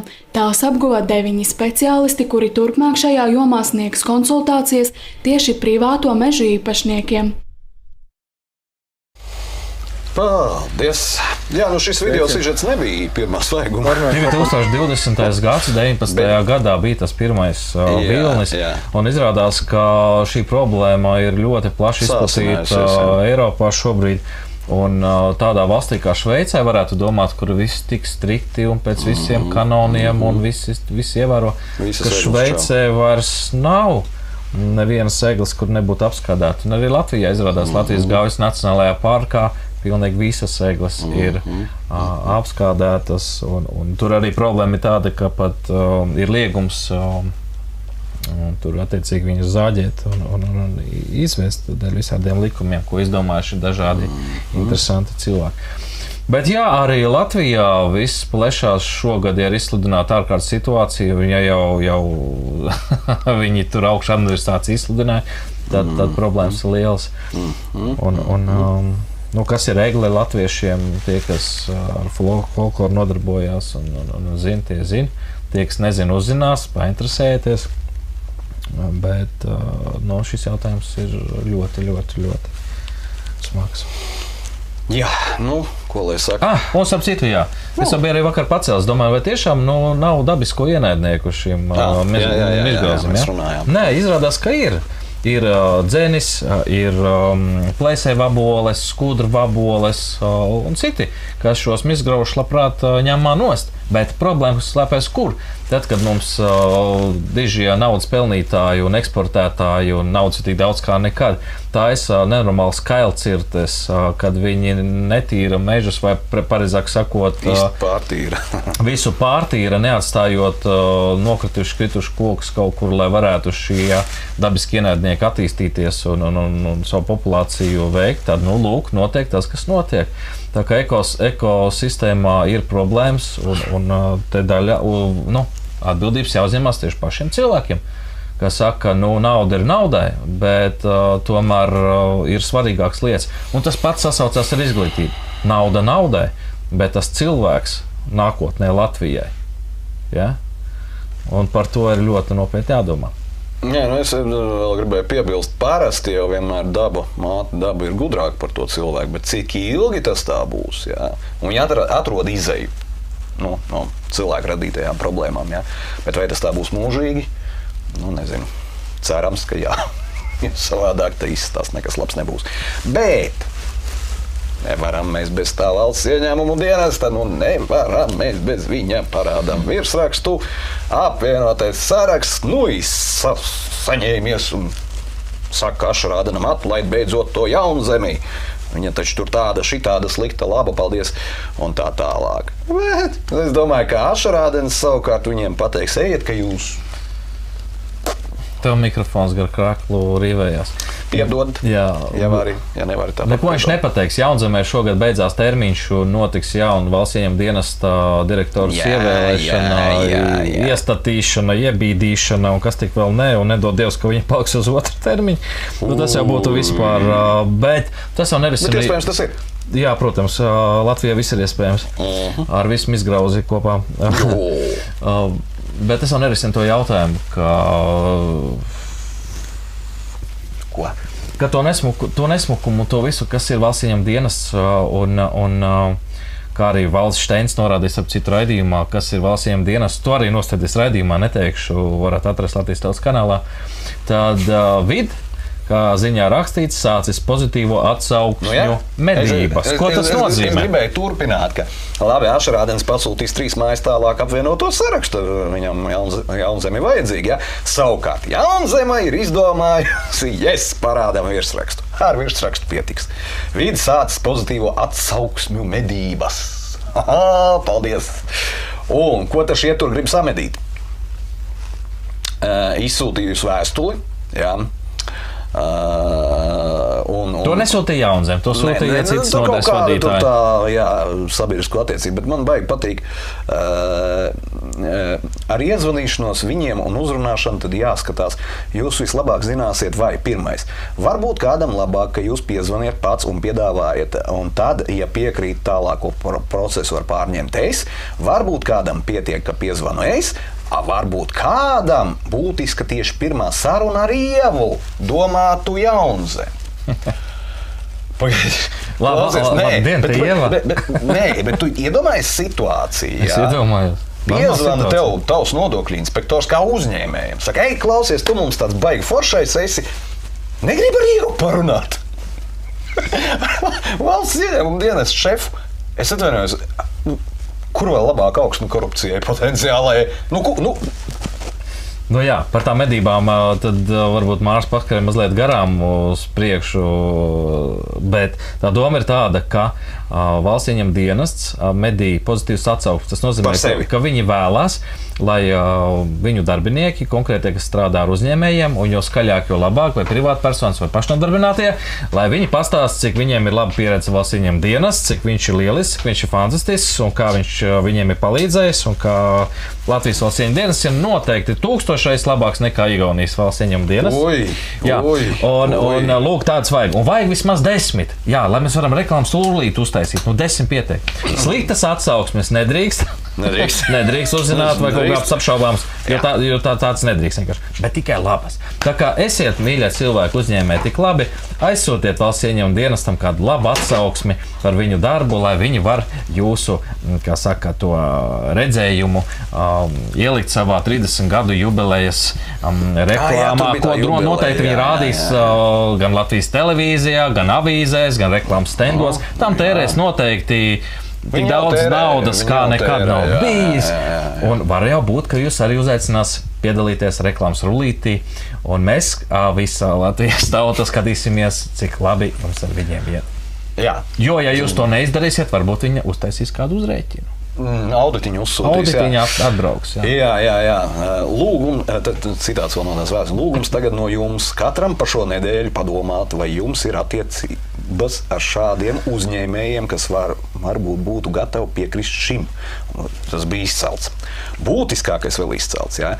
Iespējama potenciāla gatavība ar savu vārdu, uzņēmumu organizāciju un bildi sniegt labu atsauksmi. Pie sienas liks ar visu bildi. Jā, bet tagad jums uzdevums, každumu pa peķi, через неделю, un tā tālāk. Bet atkal šeit ir jautājums par to, ka steidzamības kārtā bīda SAB, Valsts drošības dienesta un vēl kaut kāda bija organizācija likuma labojums par neizpaužamas informācijas kaut kādu noslapinošanu. Šis ir viens no tiem jautājums, kā šī sarakste nonāk publiskajā telpā attiecīgi pie žurnālistiem. Tātad noteikti noplūd no valsts ieņem dienas, jo tas tiek izplatīts iekšējā viņu sarakstā. Ja? Nu, lūk, tas vēlreiz un vēlreiz pierāda, cik sapuvis tur ir viss no galvas līdz kājām. Vienkārši vajag likvidēt viņu pašā pamatā nodokļi nelegāli, nelikumīgi un tā tālāk. Viņu vajag likvidēt vispār. Likvidēt kā sugu. Man ir ideja. Viņiem kad tā jubileja ir tie 30 gadi? Nezinu. Ot jānoskaro, kad viņiem tā jubileja un jāpaskatās, ko viņi būs uztaisījuši. Nē, mums vajag apsveikumu viņiem uztaisīt. Varam. Mēs varam uztaisīt. Mierīgi. Aizbrauksim uz Talējas ielu. Mēs varētu uztaisīt kaut kādu interesantu apsveikumu. Tādu mazliet ar humoru. It kā uzņēmēji mēs varētu tā kā, Izdomāsim. Padomāsim. Jā. Katram izdomāt vienu blēņu pastu. Jā, nākošā ziņā es nezinu, vai tas ir aprīļa joks, vai tā ir, vai tā nav, bet... Nē, tā nav. Tas ir aprīļa joks. Jā, bet, protams, neskatoties uz to, ka katrā jokā ir daļa patiesības, tas ir tas, kas pavisam drīzā nākotnē arī būs. Es domāju, gadi 5, 6, un šis jau darbosies. Es domāju, būs ātrāk. Visticamāk, jā. Es domāju, būs ātrāk. Jo tehniski tas ir iespējams jau šobrīd. Protams. Jā, protams. Ar to. Vienīgais, ko vēl var nedarīt, tas ir labi. Noskatāmies, tā jau. Sākumā digitālo valodu no 1. oktobra, un tad nākošais varētu būt arī šīs. Vai otrādi. Šodien man ir tā lieliskā iespēja notestēt valsts ceļu policijas inovāciju kopā ar vāzi. Esot tā, ka tu pārsniedz 10 km/h atļautajam ātrumam uz vāzi, tev automātiski nāk paziņojums to, ka tev ir izrakstīts sodiņš. Tā kā notestēsim to šodien. Tagad mēs braucam tā apmēram 50 km/h un tagad drusciņi iegāzējam. Un lūk. Ātruma pārsniegšanas sods. Jūs pārsniedz atļautu ātrumu par 10 km. Tā, man ir iespēja apmaksāt uz reizi vai arī vēlāk. Apmaksāsim tagad. Un lūk, 10 eiro samaksāt valsts kasītē. Un tā mēs turpinām braukt. Un kad reiz kā pārsniedzam 10 km, mēs maksājam sodiņu. Forša inovācija. Ļoti jauki. Man jau patīk. Jā.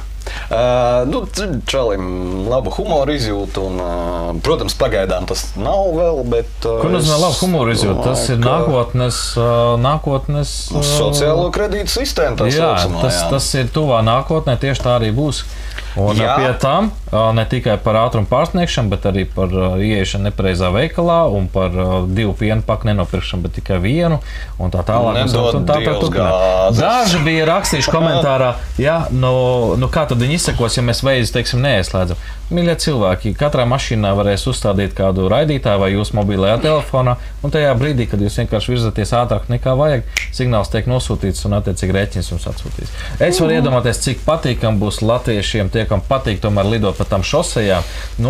Var jau saprast cilvēks, tās bedres ir tādas, ka vienkārši, ja tu nelido, tad tu tur arī tā kā paliec, netiek tālāk nekur. Bet uz koknes šosejas jau tagad ir ieviests tas ātrumā. Ir, un tas beidzot ir viena prātīga lieta. Ir parādījies arī, es zinu, uz Rīgas apvedceļa, ir šis vidēja ātruma ierobežojuma zona, mērīšanas zona. Tā beidzot domājās, es atvainojos. Bet tas manā skatījumā ir prātīgi, tas ir pareizi, jo tur tiešām neviens tad neskrien. Nedzen nevienu un tā tālāk.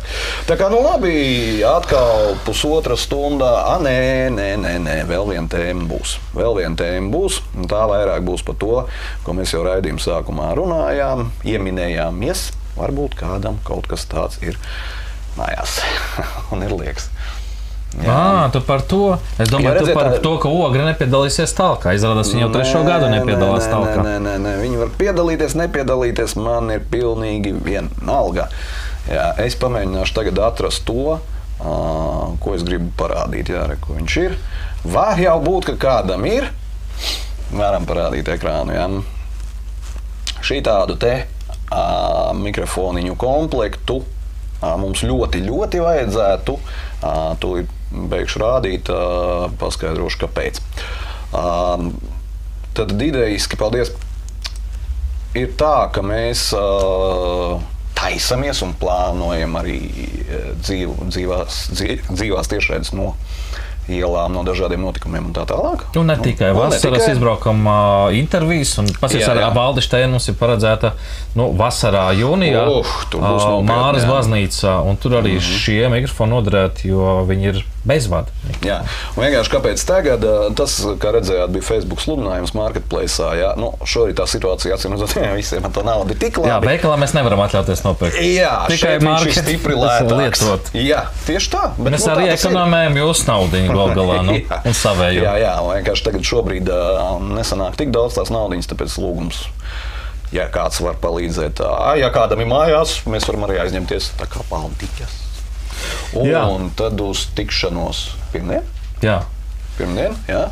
Un attiecīgi piekdien, pagaidām 2 raidījumi nedēļā, bet ir jau 2, tas jau ir labi. Un ņemamies pa studijas remontu, tā kā visu labu. Jā, liels paldies visiem, kas atbalsta Latvijas Tautas kanālu. No sirds liels paldies. Tas ir ļoti liels atbalsts, un tikai pateicoties jums, mēs varam šeit būt un veidot saturu. Un turpināsim to darīt ar vien labākā kvalitātē. Galva augšā, uz redzēšanos! Tā!